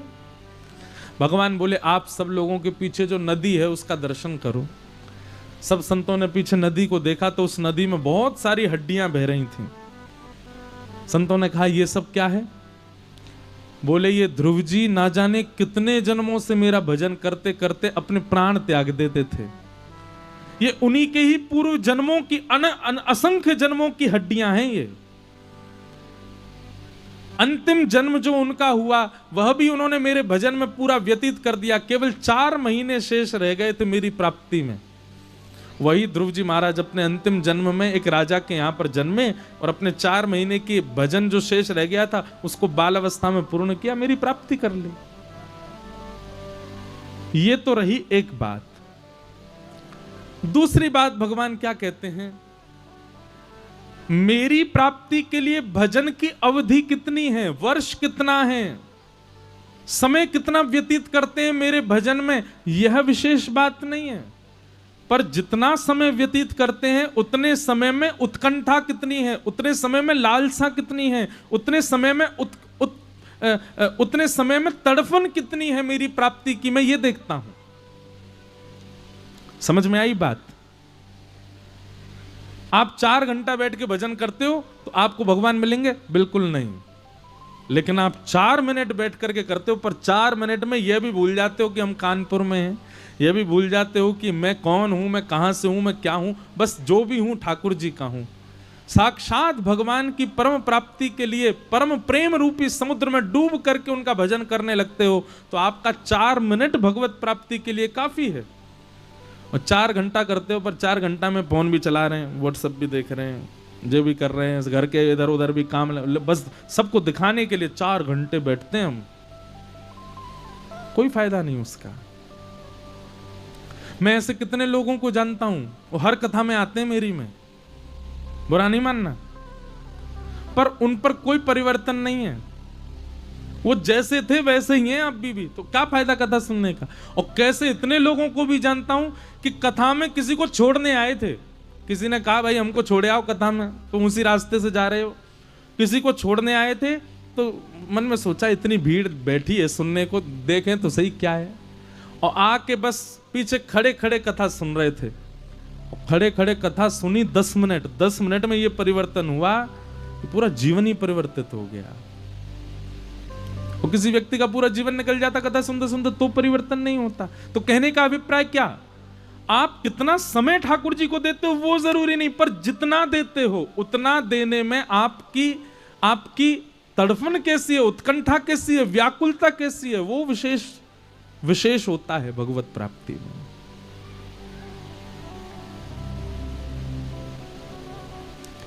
ध्रुव जी महाराज ने 4 महीने भजन किया, पर 4 महीने में ऐसी उत्कंठा प्रकट कर दी ठाकुर जी के आगे कि ठाकुर जी को वैकुंठ से आना पड़ा और ध्रुव जी को दर्शन देना पड़ा।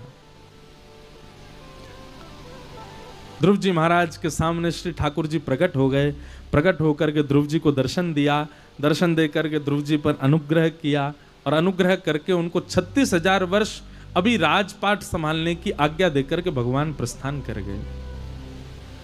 36,000 वर्ष राज्य करने के बाद ध्रुव जी महाराज मृत्यु के सिर पर पैर रख करके सशरीर विमान में बैठ करके भगवत धाम को प्रस्थान कर गए। बोलो भक्त वत्सल भगवान की जय, ध्रुव जी महाराज की जय। ऐसे ध्रुव जी महाराज की परम वैष्णवी भक्ति के बारे में बताया गया। आगे भागवत में ध्रुव जी के वंश की पूरी चर्चा बताई गई। इसी वंश में ही फिर बैन की कथा आई, बैन के बाद पृथु महाराज की कथा आई, आदि आदि सबका भाव बताया गया। ऋषभदेव भगवान का चरित्र सुनाया गया। तत्पश्चात जड़ भरत और जड़ भरत पर कृपा की, जड़ भरत ने कृपा की रहुगण राजा पर। वह प्रसंग यहां पर रहुगण जड़ भरत संवाद सुनाया गया। सबको हम प्रणाम मात्र करते हैं। आगे नरकों का वर्णन किया गया है और नरकों का वर्णन करते हुए कितने प्रकार के नरक हैं, कौन कौन लोग नरक जाते हैं, उन सब के विषय में बताया। आप लोग भी सुनिए।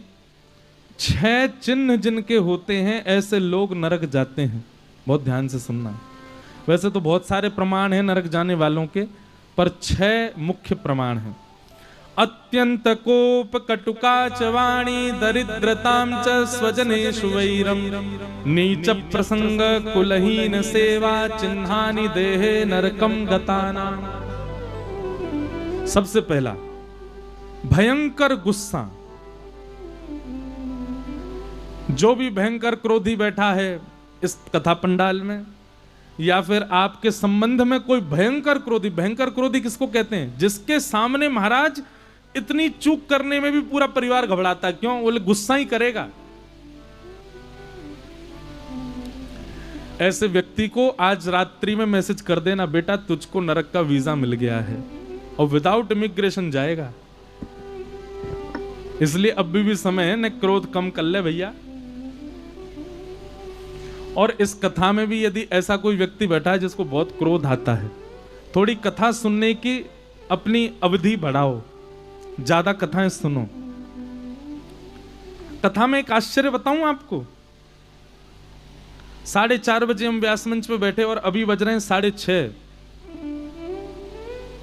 पिछले 4 साल में ये बीते हुए 4 दिन में 2-2 घंटे 3-3 घंटे ऐसे निकले कि आपने फोन ही नहीं चलाया, आप बोले ही नहीं, आप मौन रह के पूरी कथा सुन रहे हो। बोलते तो कई लोग हैं बीच में, आपस में बातचीत भी कर लेते हैं, पर आपने एक चीज देखी, आप 4:30 बजे 6:30 बजे तक मौन बैठे हो, आप बोले ही नहीं रहे, आप सुन रहे हो बस। इतना मौन कभी रहे आप? यहां बैठे हो। ये कथा का प्रताप है, कथा का ये प्रभाव है कि जिस वाणी को आप कभी शांत नहीं करते उसको आप पिछले 2 घंटे से शांत करके बैठे हो।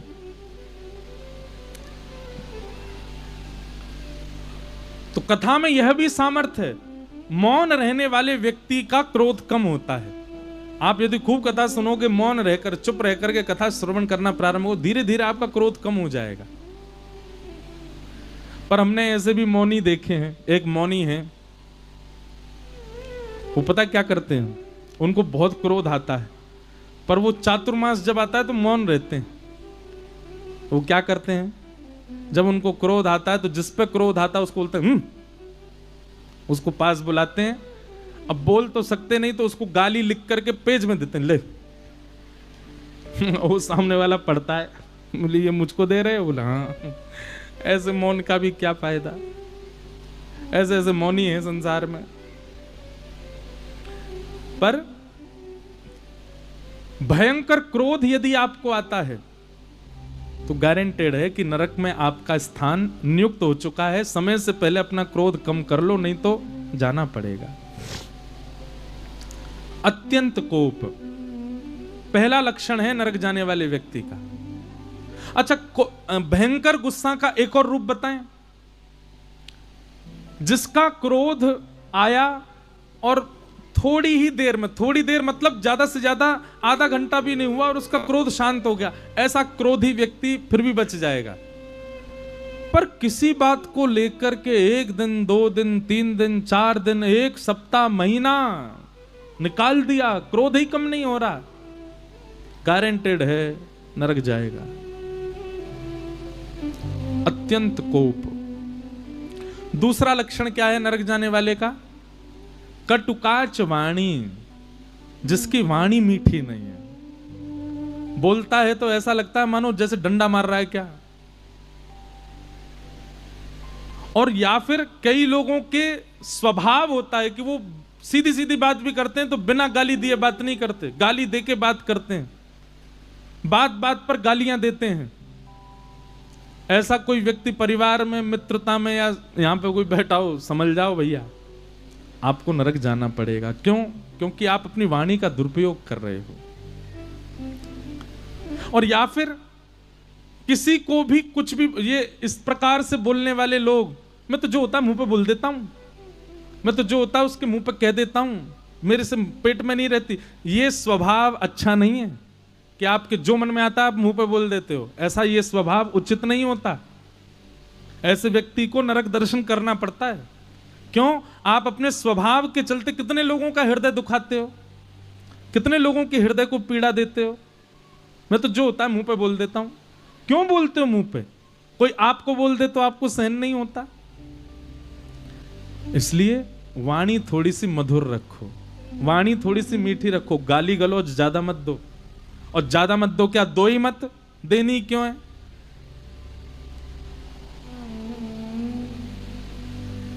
ज्यादा ही बहुत भयंकर गुस्सा आए तो आप एक गाली दे सकते हो, पागल, बस, इससे ज्यादा नहीं। और थोड़ी शुद्ध भाषा में देनी हो तो मूर्ख, बस, इससे ज्यादा नहीं। और संस्कृत में देनी हो तो हम कथा इसलिए कर रहे हैं कि आपको ये सिखाएं क्या बोलना है।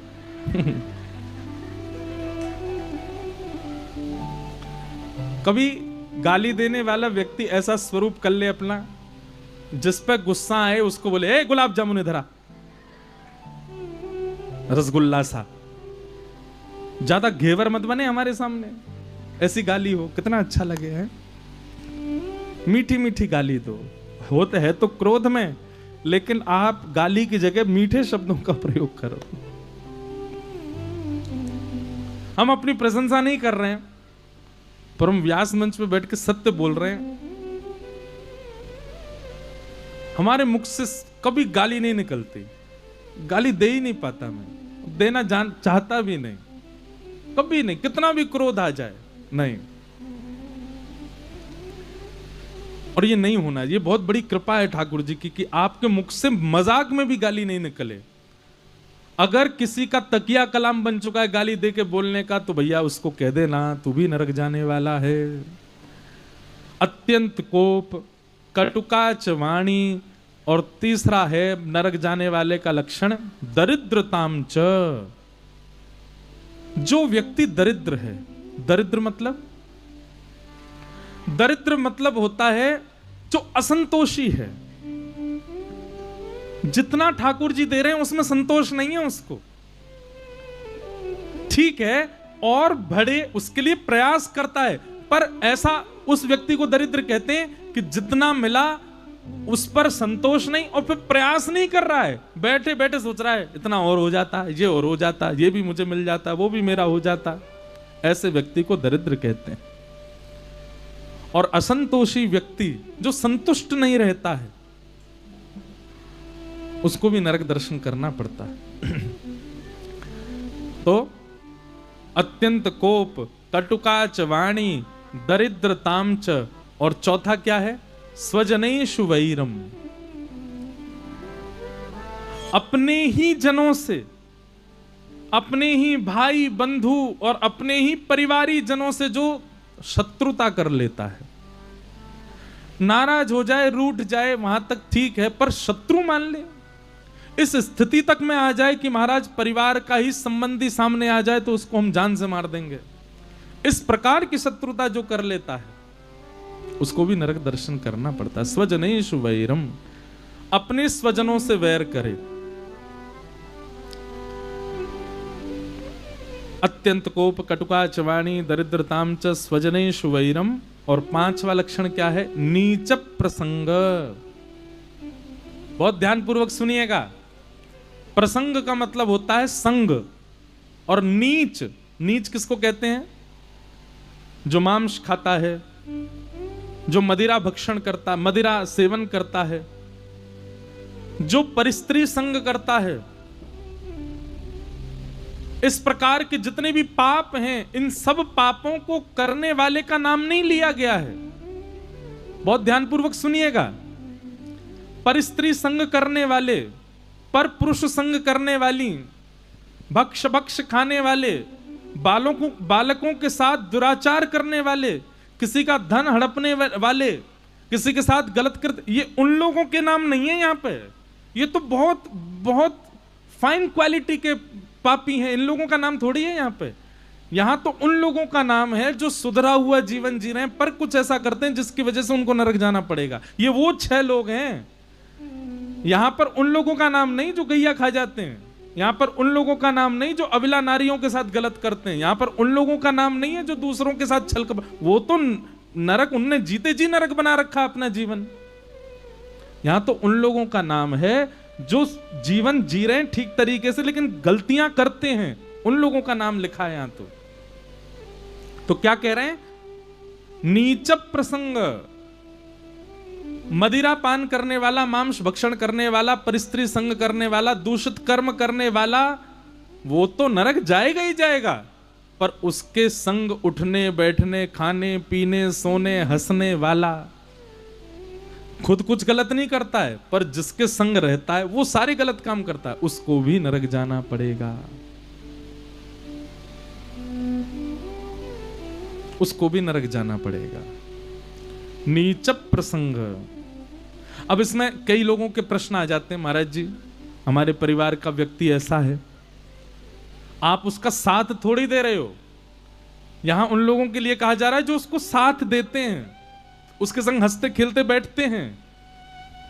हम गलत नहीं खाएंगे, हाँ हमारा मित्र खाता है उसको खाने दो, आपको भी जाना पड़ेगा। हम तो डूबेंगे सनम, तुमको भी ले डूबेंगे, और खुद तो जाएगा, आपको संग लेके जाएगा नरक में।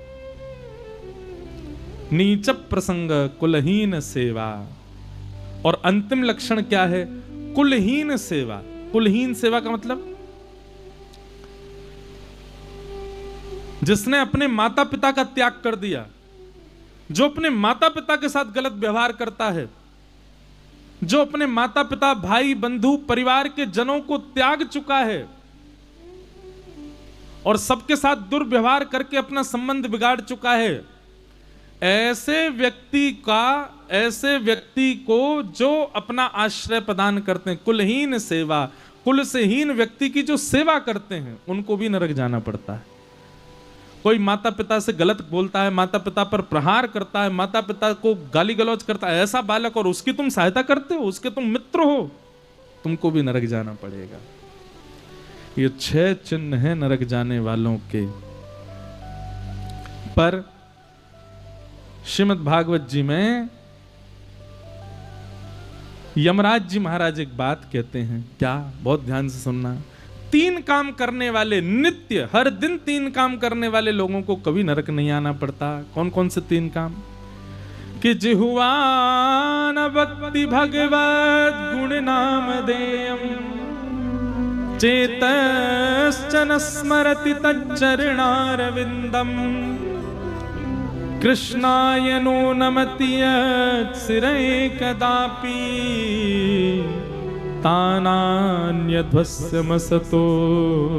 कृत विष्णु कृत्या। जो अपने पूरे दिन में 3 बार भगवान का नाम लेता है, सुबह उठते ही, मध्याह्न में और रात्रि सोने से पहले। जो व्यक्ति अपने पूरे दिन में 3 बार भगवान के सामने सर झुकाता है, सुबह उठते ही, मध्याह्न में और रात्रि सोने से पहले। जो व्यक्ति पूरे दिन में 3 बार भगवान के आगे हाथ जोड़ करके, नेत्र बंद करके चित्त से भगवान को स्मरण करता है, भगवान को याद करता है, सुबह उठते ही, मध्याह्न और रात्रि में, ऐसे व्यक्ति को कभी नरक नहीं जाना पड़ता।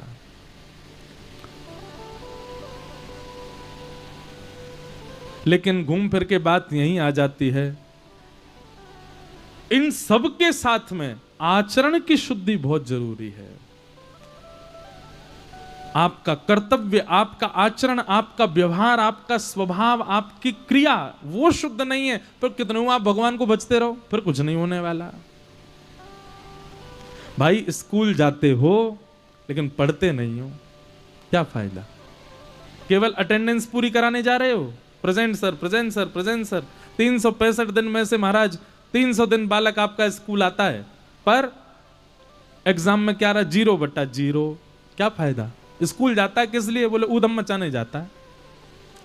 ठीक वैसे ही जो भगवान को तो याद करते हैं, पर अपना आचरण शुद्ध नहीं कर रहे हैं, अपना जीवन शुद्ध नहीं कर रहे हैं, अपनी विचारधारा शुद्ध नहीं कर रहे हैं, 0/0, आपका स्मरण भी 0 है, कोई फायदा नहीं। महाराज दुनिया के लोग तो देवालयों में जाके महादेव का अभिषेक करते हैं, महादेव तो स्वयं जाते थे लंका और जाके वेट करते थे। क्यों? बोले रावण अभी भ्रमण पर गया है, लौट के आ जाएगा तब अभिषेक करेगा, तब तक बैठे रहो। महादेव इंतजार करते थे रावण आ जाए तो अपना अभिषेक करवाऊं। जब पता चलती रावण, ओह आप आ गए, अभिषेक कर लीजिए। हाँ महाराज जी बैठो, तब महादेव बैठ के तब अभिषेक करवाते था अपना। ऐसा था रावण। पर क्या फायदा? उसका आचरण शुद्ध नहीं था। कितना भी त्रिपुंड लगाता हो, कितना भी वेद ध्वनि करता हो, कितना भी संस्कृतज्ञ हो, इसलिए भैया आचरण शुद्ध। हम एक भजन गाया करते हैं कथा में, बहुत अच्छा भजन है।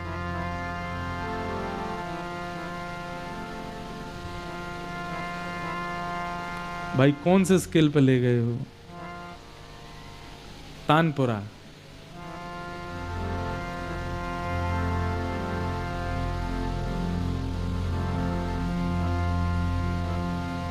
राम गुण गायो नहीं आए करके,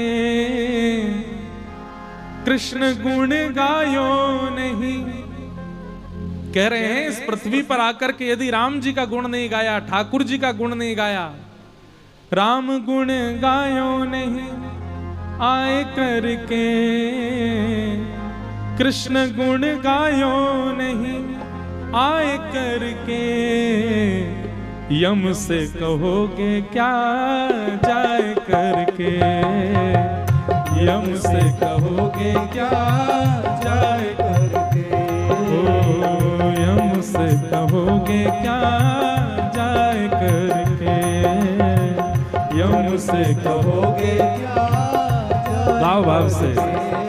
ओ राम गुण गायो नहीं आए करके,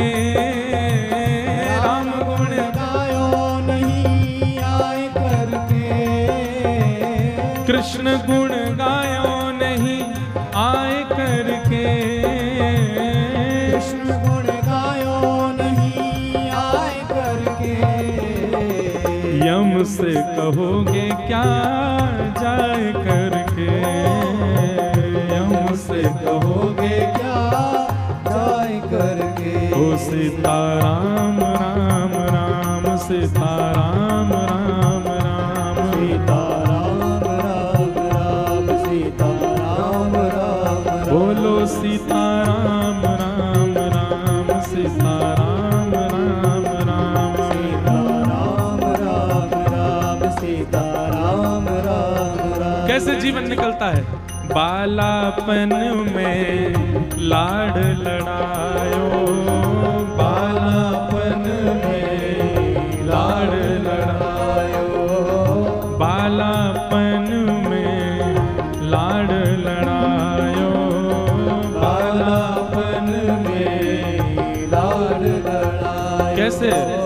मात पिता तोए पालनो झुलायो, मात पिता तुहे पालनो झुलायो, मात पिता तोए पालनो झुलायो। मात पिता तुहे पालनो पूरी झुलायो। बाल अवस्था हमारी इसी में ही निकल जाती है। समय गवायो खेल खाए करके, समय गवायो खेल खाए करके, समय गवायो खेल खाए करके, समय गवायो खेल खाए करके।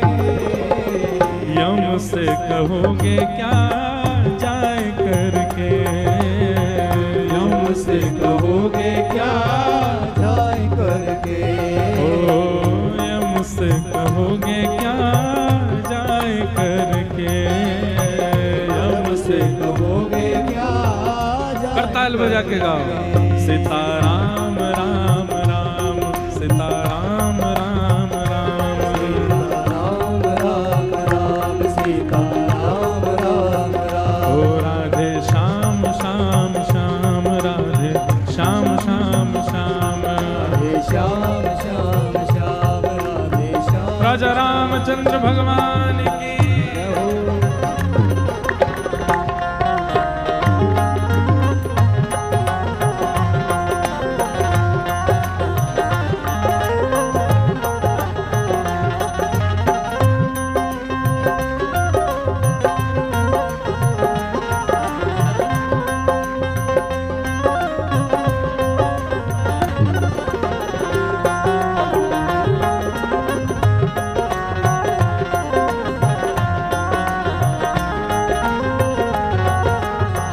अब तरुण भयो तेरी आसंग साचो, तरुण भयो तेरी आसंग साचो। देखो एक एक अवस्था के बारे में बताया। बालापन निकल गया तो फिर कौन हो गए? युवा हो गए। युवा होते क्या हुआ? बोले कि हमारा ब्याह हो गया। तरुण भयो तेरी आसंग साचो, तरुण भयो तेरी आसंग। स्थिति कैसी? नरमट कट जो निस दिन नाचो, नटमर कट जो निस दिन नाचो। बुरा नहीं मानिएगा, शब्द क्या है? बोले ब्याह हो जाता है तो फिर स्थिति कैसी हो जाती है? बोले जैसे नट बंदर को नचाता है ना, ए चलो साहब जी को राम राम करो, हाथ जोड़ के खड़ा हो जाता है, बैठ जाओ बैठ जाता है, उठ के खड़े हो जाओ, नाच के दिखाओ तो नाच के दिखाता है। ब्याह के बाद स्थिति यही हो जाती है। जरूरी नहीं हम पतियों को ही कह रहे हैं, कई पतियों की स्थिति ऐसी होती है, कई पत्नी की। देखो एक मरकट तो बनेगा दोनों में से, चाहे पत्नी रूल करे चाहे पति रूल करे। नटमर हाँ नरमर कट जो निस दिन नाचो, नरमर कट जो निस दिन नाचो। हे माया में रहो रे भर माय करके, माया में रहो रे भर माय करके। हाँ माया में रहो रे भर माय करके, माया में रहो रे भर माय करके। यम से कहोगे क्या जाए करके, यम से कहोगे क्या जाए करके। ओ राम गुण गायो नहीं आए करके, ओ राम गुण गायो नहीं आए करके। ओ यम से कहोगे क्या जाए करके, यम से कहो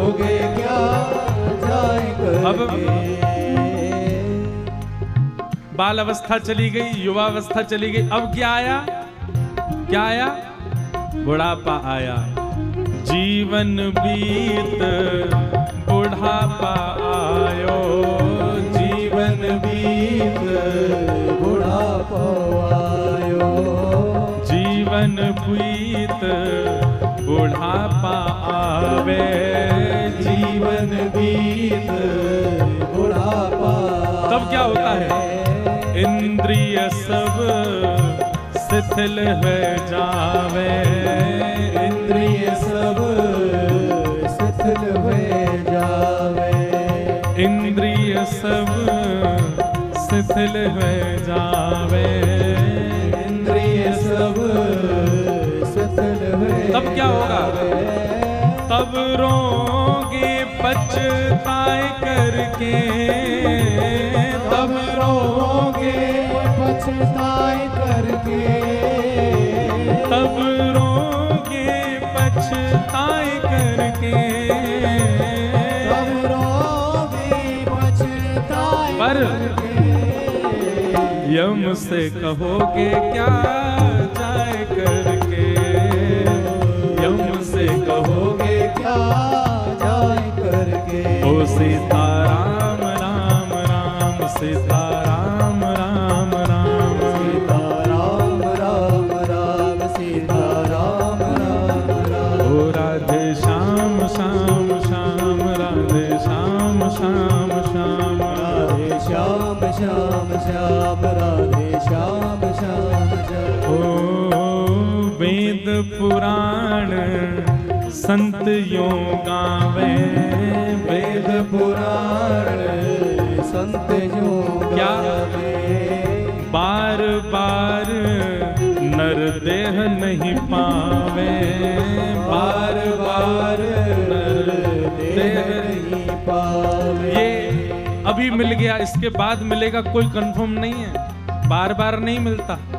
श्रीमद् भागवत जी में भगवान श्री कृष्ण उद्धव से कहते हैं, मेरी सबसे बड़ी कृपा क्या है मानव के ऊपर? लोग कहते हैं कि भगवान की हमारे ऊपर दया दृष्टि नहीं, कृपा नहीं। उद्धव, मेरी सबसे बड़ी कृपा मानव के ऊपर यही है कि मैंने उसको मानव बनाया है।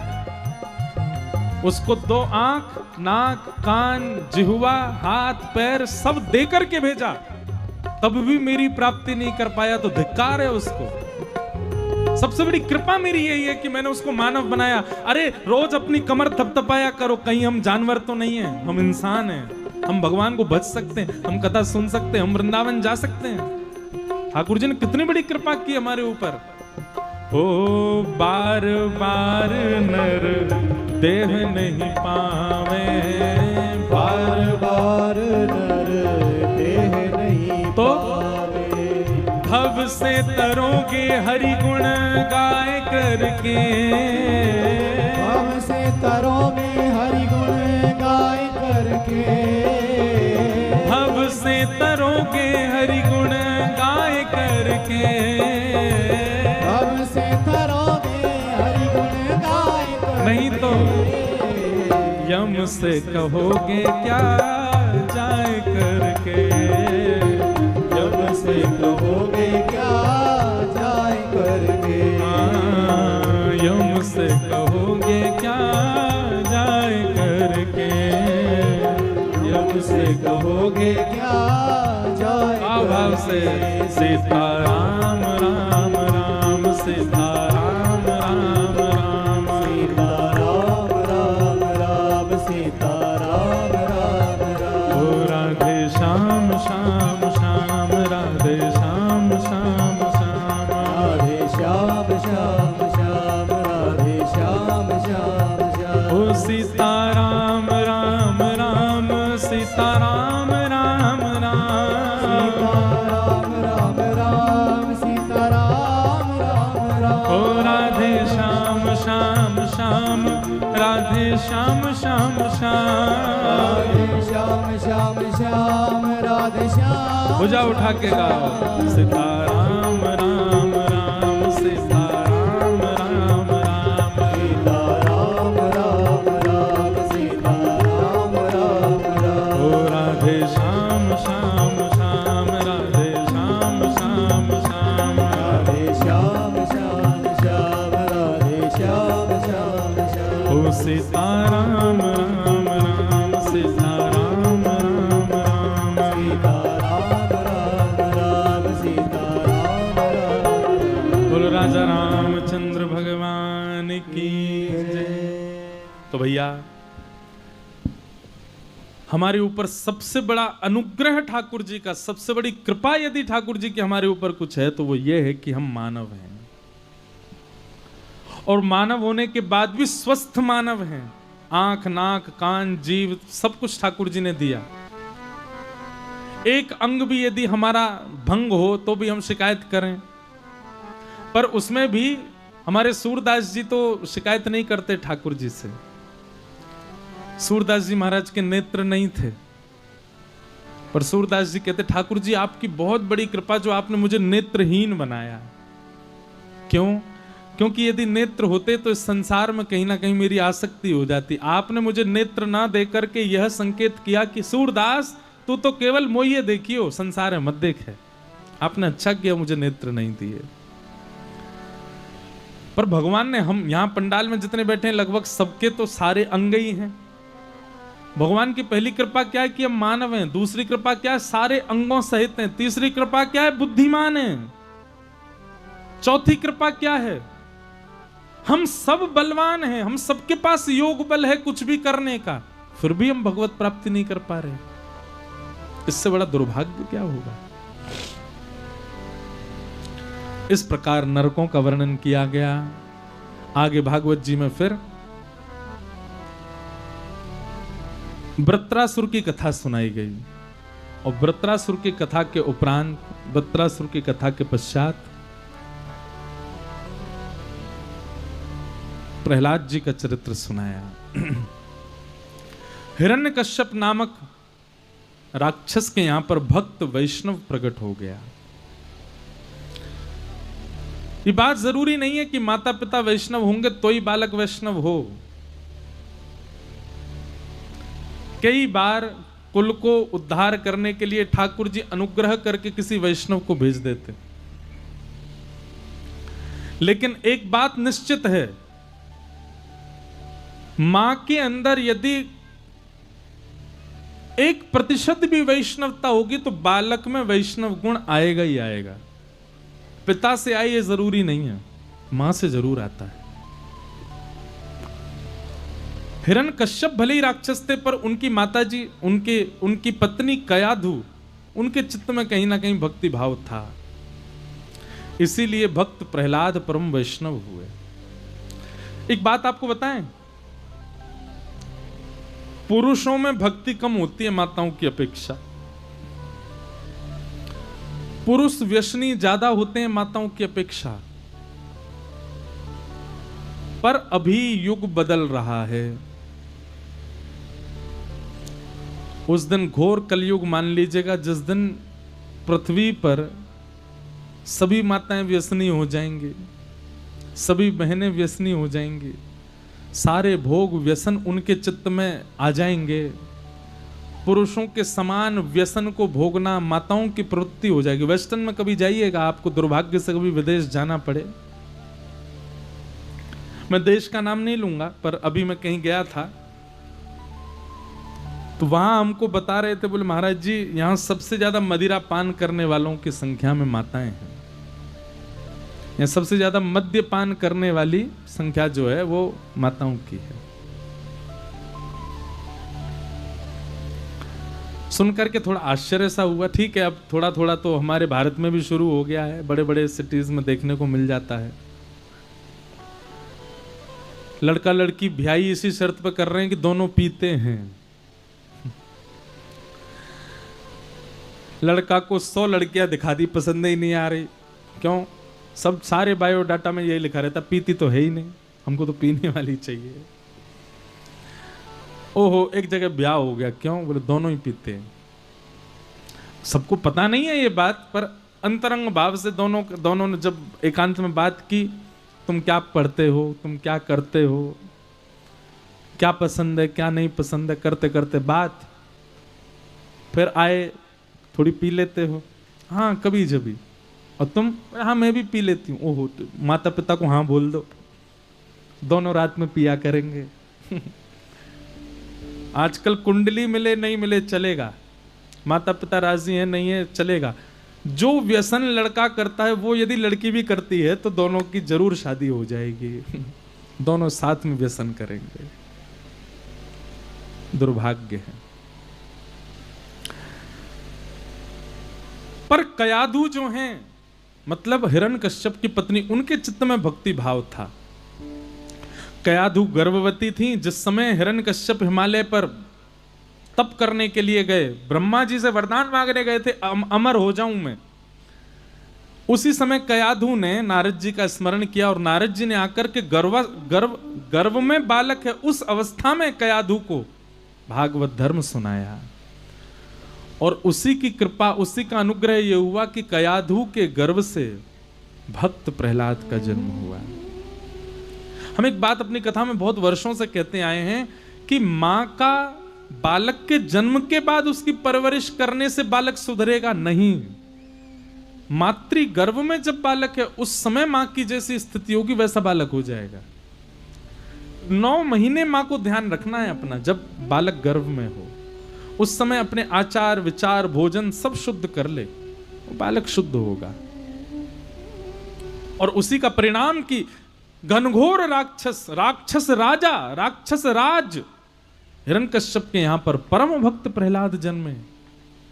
क्योंकि कयाधु ने अपने गर्भ के समय पर 9 महीने तक जो आचरण किया है उसी का परिणाम हुआ कि प्रहलाद जन्मे। फिर उस बालक को चाहे कैसी संगत दे दो, कैसी स्थिति दे दो, कैसी परिस्थिति दे दो, वो बिगड़ेगा नहीं, हाथ से निकलेगा नहीं, अगर 9 महीने मां ने अपना ध्यान रखा है तो। प्रहलाद जी महाराज को दानव विद्यालय में पढ़ाया जाता था, दानवों के बीच में रखा जाता था, भक्ष खाने वाले लोगों के बीच में प्रहलाद जी रहते थे, लेकिन फिर भी प्रहलाद जी ने अपने भक्ति भाव का त्याग नहीं किया।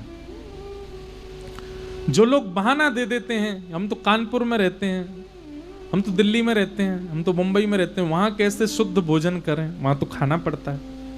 प्रहलाद जी कैसे खा लेते थे? उनके तो माता पिता ही, उनके तो चाचा ताऊ ही सारे भक्षी थे। फिर भी प्रहलाद जी अपने भक्ति आचरण का पालन करते थे। मन में विश्वास था। एक दिन पिता ने गोद में बैठा करके पूछा, प्रहलाद कोई अच्छी बात बताओ। तो प्रहलाद जी महाराज कहने लगे, तत्साधु मन्ये सुरवर्य देहिनाम सदा समुद्विग्न धियाम सद्गृहात् हित्वात्मपातं गृहमन्धकूपं वनं गतो यद्धरिमाश्रयेत। पिताजी, ये संसार एक अंधा कुआं है, हम सब इस अंधे कुएं में गिरते जा रहे हैं, इसलिए समय अंधे कुएं में गिरने से पहले, मृत्यु प्राप्त होने से पहले पहले वनम गतः, वन जाकर के हरि का भजन करना चाहिए व्यक्ति को।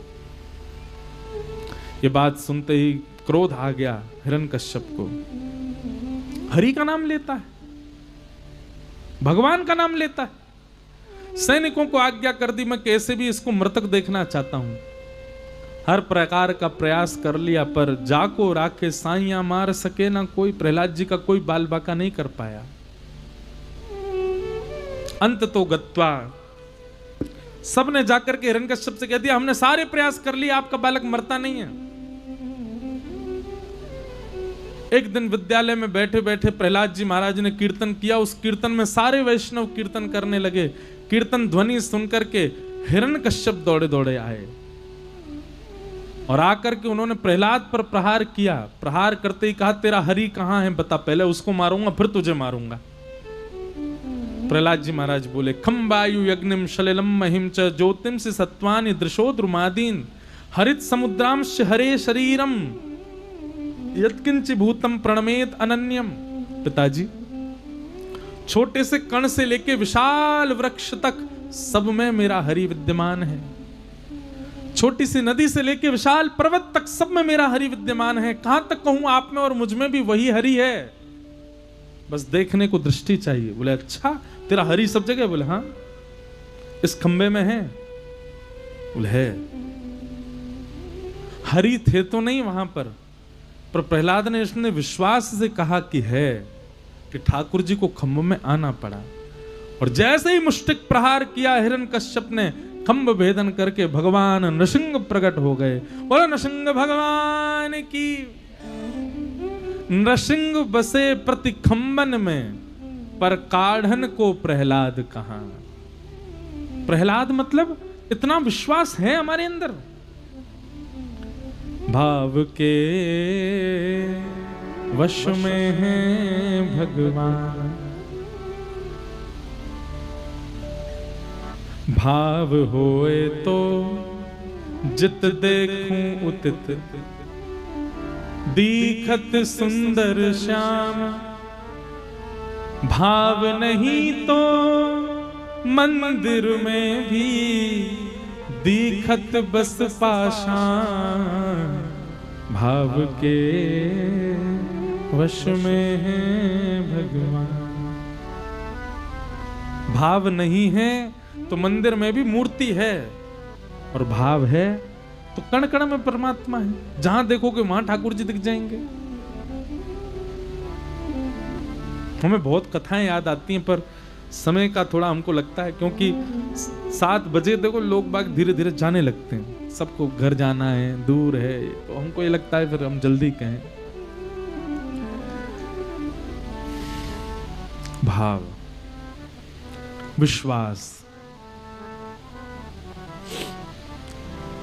विश्वास है तो ठाकुर जी कहीं भी मिल जाएंगे आपको। विश्वास नहीं है तो वृंदावन में पड़े रहो, राधा वल्लभ, राधा रमण, बिहारी जी 24 घंटा दर्शन करते रहो, वहां भी नहीं मिलेंगे ठाकुर जी।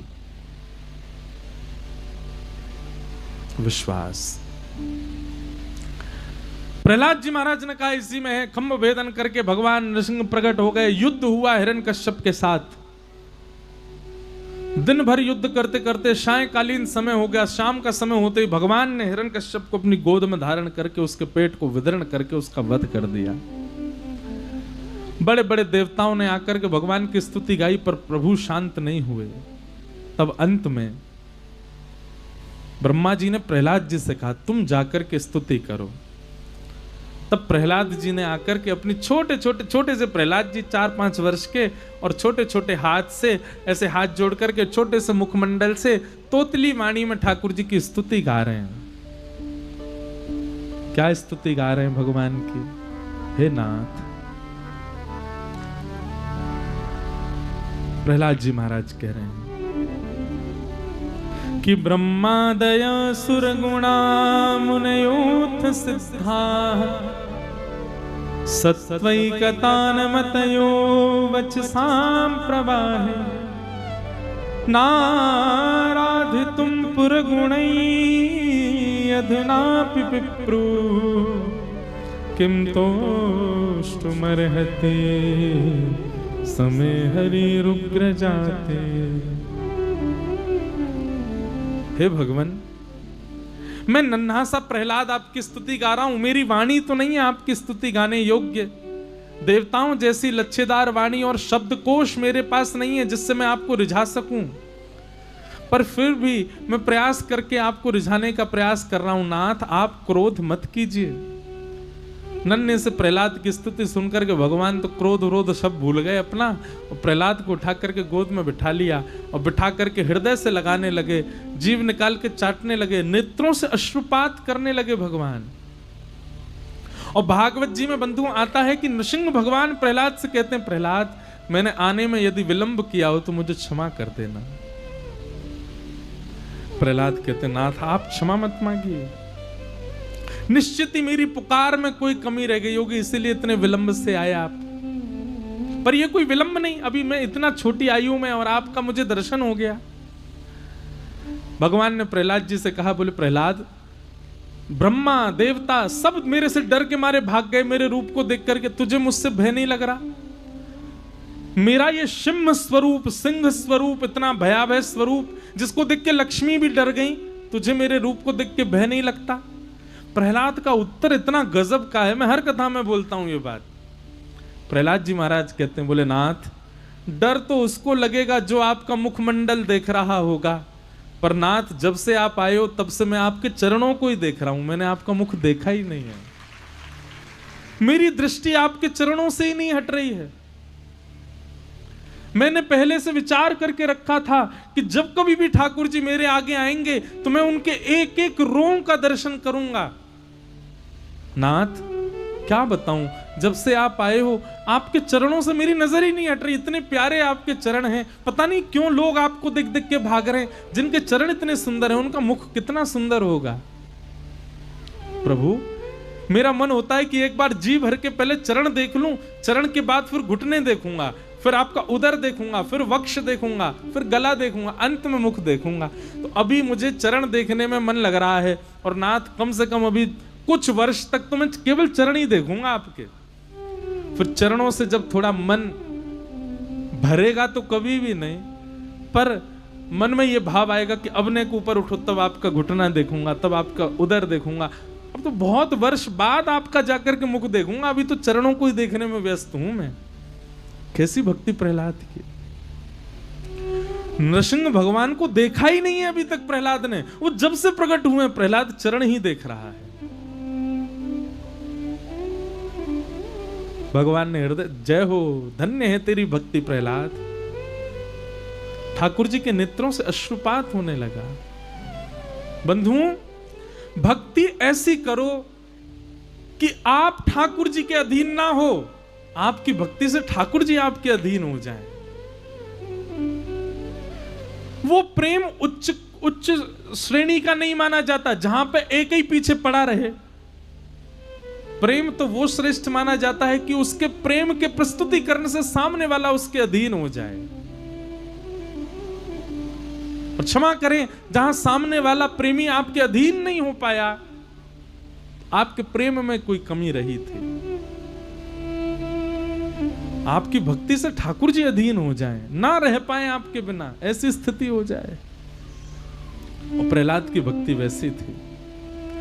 प्रहलाद से भगवान प्रसन्न हो गए और प्रसन्न होकर के प्रहलाद को बोले कुछ वरदान मांगो। प्रहलाद बोले वचन दीजिए, जो मांगूंगा सो दोगे। भगवान बोले तू चिंता क्यों करता, तू मांग ना, मैं देने में देरी नहीं करूंगा। प्रहलाद बोला नहीं, पहले हाथ पे हाथ रख के वचन दीजिए, जो मांगूंगा सो दोगे। भगवान बोले दूंगा, मांग क्या चाहिए। याद रखना भगवान वचन दिया है आपने। ब्रह्मादि देवता कांपने लगे, बोले हमारी पदवी मांग लेगा ये। लेकिन प्रहलाद जी क्या कहते हैं, बोले नाथ यदि राशि में कामान वराम स्वाम बरदर्शभ कामानाम हृदय संरोहम भवतस्तु व्रणे वरम। नाथ मुझे एक ही वरदान दे दीजिए। बोले क्या। बोले आपसे कभी कुछ मांगने की मेरे अंदर इच्छा ही पैदा ना हो, ऐसा वरदान दे दो। मैं आपसे कभी कुछ मांगू ही ना, ये वरदान मुझको दीजिए। भगवान बोले ये काम नहीं चलेगा, कुछ तो मांगना। ये क्या हुआ, ये बोले आपने वचन दिया था मुझको, जो मांगूंगा सो दोगे।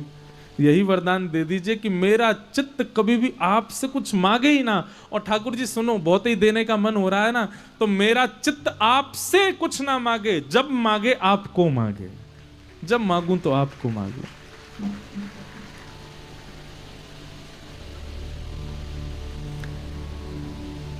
मानो प्रहलाद की भक्ति पर नरसिंह भगवान कह रहे हो, प्रहलाद और कितनी बार मुझको अपना प्रेमी बनाओगे। तुम्हारी हर बात मुझको तुम्हारे प्रति आसक्त कर रही है। मेरा मन हो रहा है तुमको हृदय से लगा के अपने संगी वैकुंठ ले चलूं, इतना प्रेम हो गया मुझे तुमसे। बंधुओं मैं कथा में एक बात कहा करता हूं, बहुत ध्यान से सुनिएगा। कभी भी किसी वस्तु का मूल्य कब बढ़ता है, उसके प्रस्तुतिकरण से। प्रस्तुतिकरण समझते हैं, उसके ऑफरिंग से। जैसे कि हम उदाहरण के रूप में देते हैं, समोसा आप बाहर ढकेल पे खाओ, कितने रुपए का मिलेगा, 10 रुपए का। और वही आप कानपुर में किसी 5 स्टार होटल में जाके खाओ, कितने का मिलेगा, 200, 400, 500 रुपए का। क्यों, किसमें भेद आ जाता है। समोसा वही, आलू वही, बाहर का मैदा वही, तला भी थोड़ा ठीक ठाक ऑयल में होगा, इतना। बल्कि ठेले वाला जो 10 रुपए का समोसा वो इतना बड़ा मिल जाएगा, 5 स्टार वाला इतना बड़ा मिलेगा, वो तो 400 रुपए का होगा। क्यों, क्योंकि वहां जिस तरीके से परोसा जाता है ना, उसका पैसा होता है।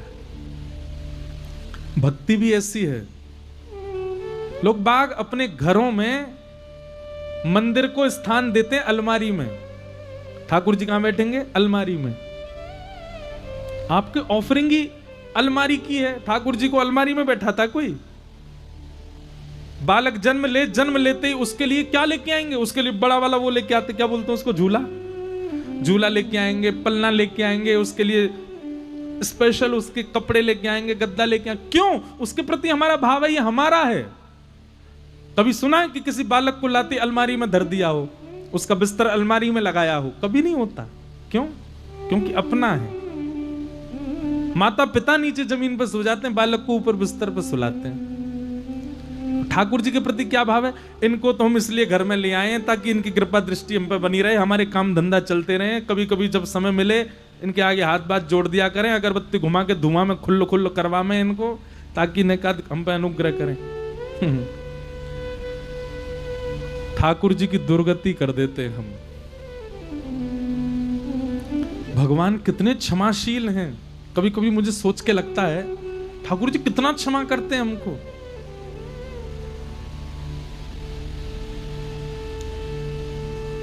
कुछ नहीं कहते, कोई बात नहीं, कर रहा है यही बहुत है।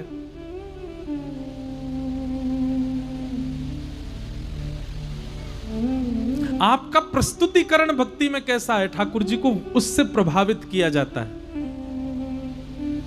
सुख संपत्ति घर आवे, कष्ट मिटे तन का, ओम जय जगदीश हरे। तेरा तुझको अर्पण क्या लागे मेरा, ओम जय जगदीश। मुझे कभी कभी लगता है इस वाली पंक्ति पर अगर भगवान सीरियस हो गए तो, तेरा तुझको अर्पण क्या लागे मेरा, भगवान इस पंक्ति पर अगर कभी सीरियस हो गए तो हमारा क्या होगा? अच्छा, मेरा मुझको अर्पण, तो तेरे पास तेरा है क्या, ये बता क्या है? ला चल, गाड़ी हम मेरे हवाले कर, निकल अपने घर से, चल, ये घर भी मेरा ही है, ला इसको दे चाबी मुझको। ठाकुर जी, हम तो ऐसी आरती में लिख रहा था इसलिए गा रहे थे, कोई मन से थोड़ी कह रहे थे आपसे। ठाकुर जी की बहुत बड़ी कृपा है हमारे ऊपर। हमारे कितने दुर्भावों को नजरअंदाज करते हैं। भगवान का स्वभाव, दो स्वभाव और लिखो भगवान के। एक तो भगवान हमारी बात को सीरियसली नहीं लेते। जब हम कुछ भगवान से कहते हैं, ठाकुर जी कहते चल चल बात मत बना ज्यादा, ये ऊंची ऊंची फेंका मत कर मेरे सामने, बोलता रहता है, सब आपका ही तो है नाथ, मेरा क्या है। एक दिन अगर आकर के मैंने अपनी सारी मांग ली ना, चल सारी प्रॉपर्टी मेरे नाम कर घर मेरे, भाग जाएंगे हम लोग, वो कहीं भगवान मिल नहीं जाए। और दूसरा स्वभाव क्या है भगवान का, कि भगवान हमारी बातों को नजरअंदाज कर देते हैं, हमारी क्रियाओं को नजरअंदाज कर देते हैं। नहीं तो आप सब खुद से पूछिए, हम अपने अब तक के जीवन में जो कृत्य करके बैठे हैं, क्या हम लायक हैं ठाकुर जी के सामने खड़े होने के? हम सब ऐसा कुछ ना कुछ कर चुके हैं।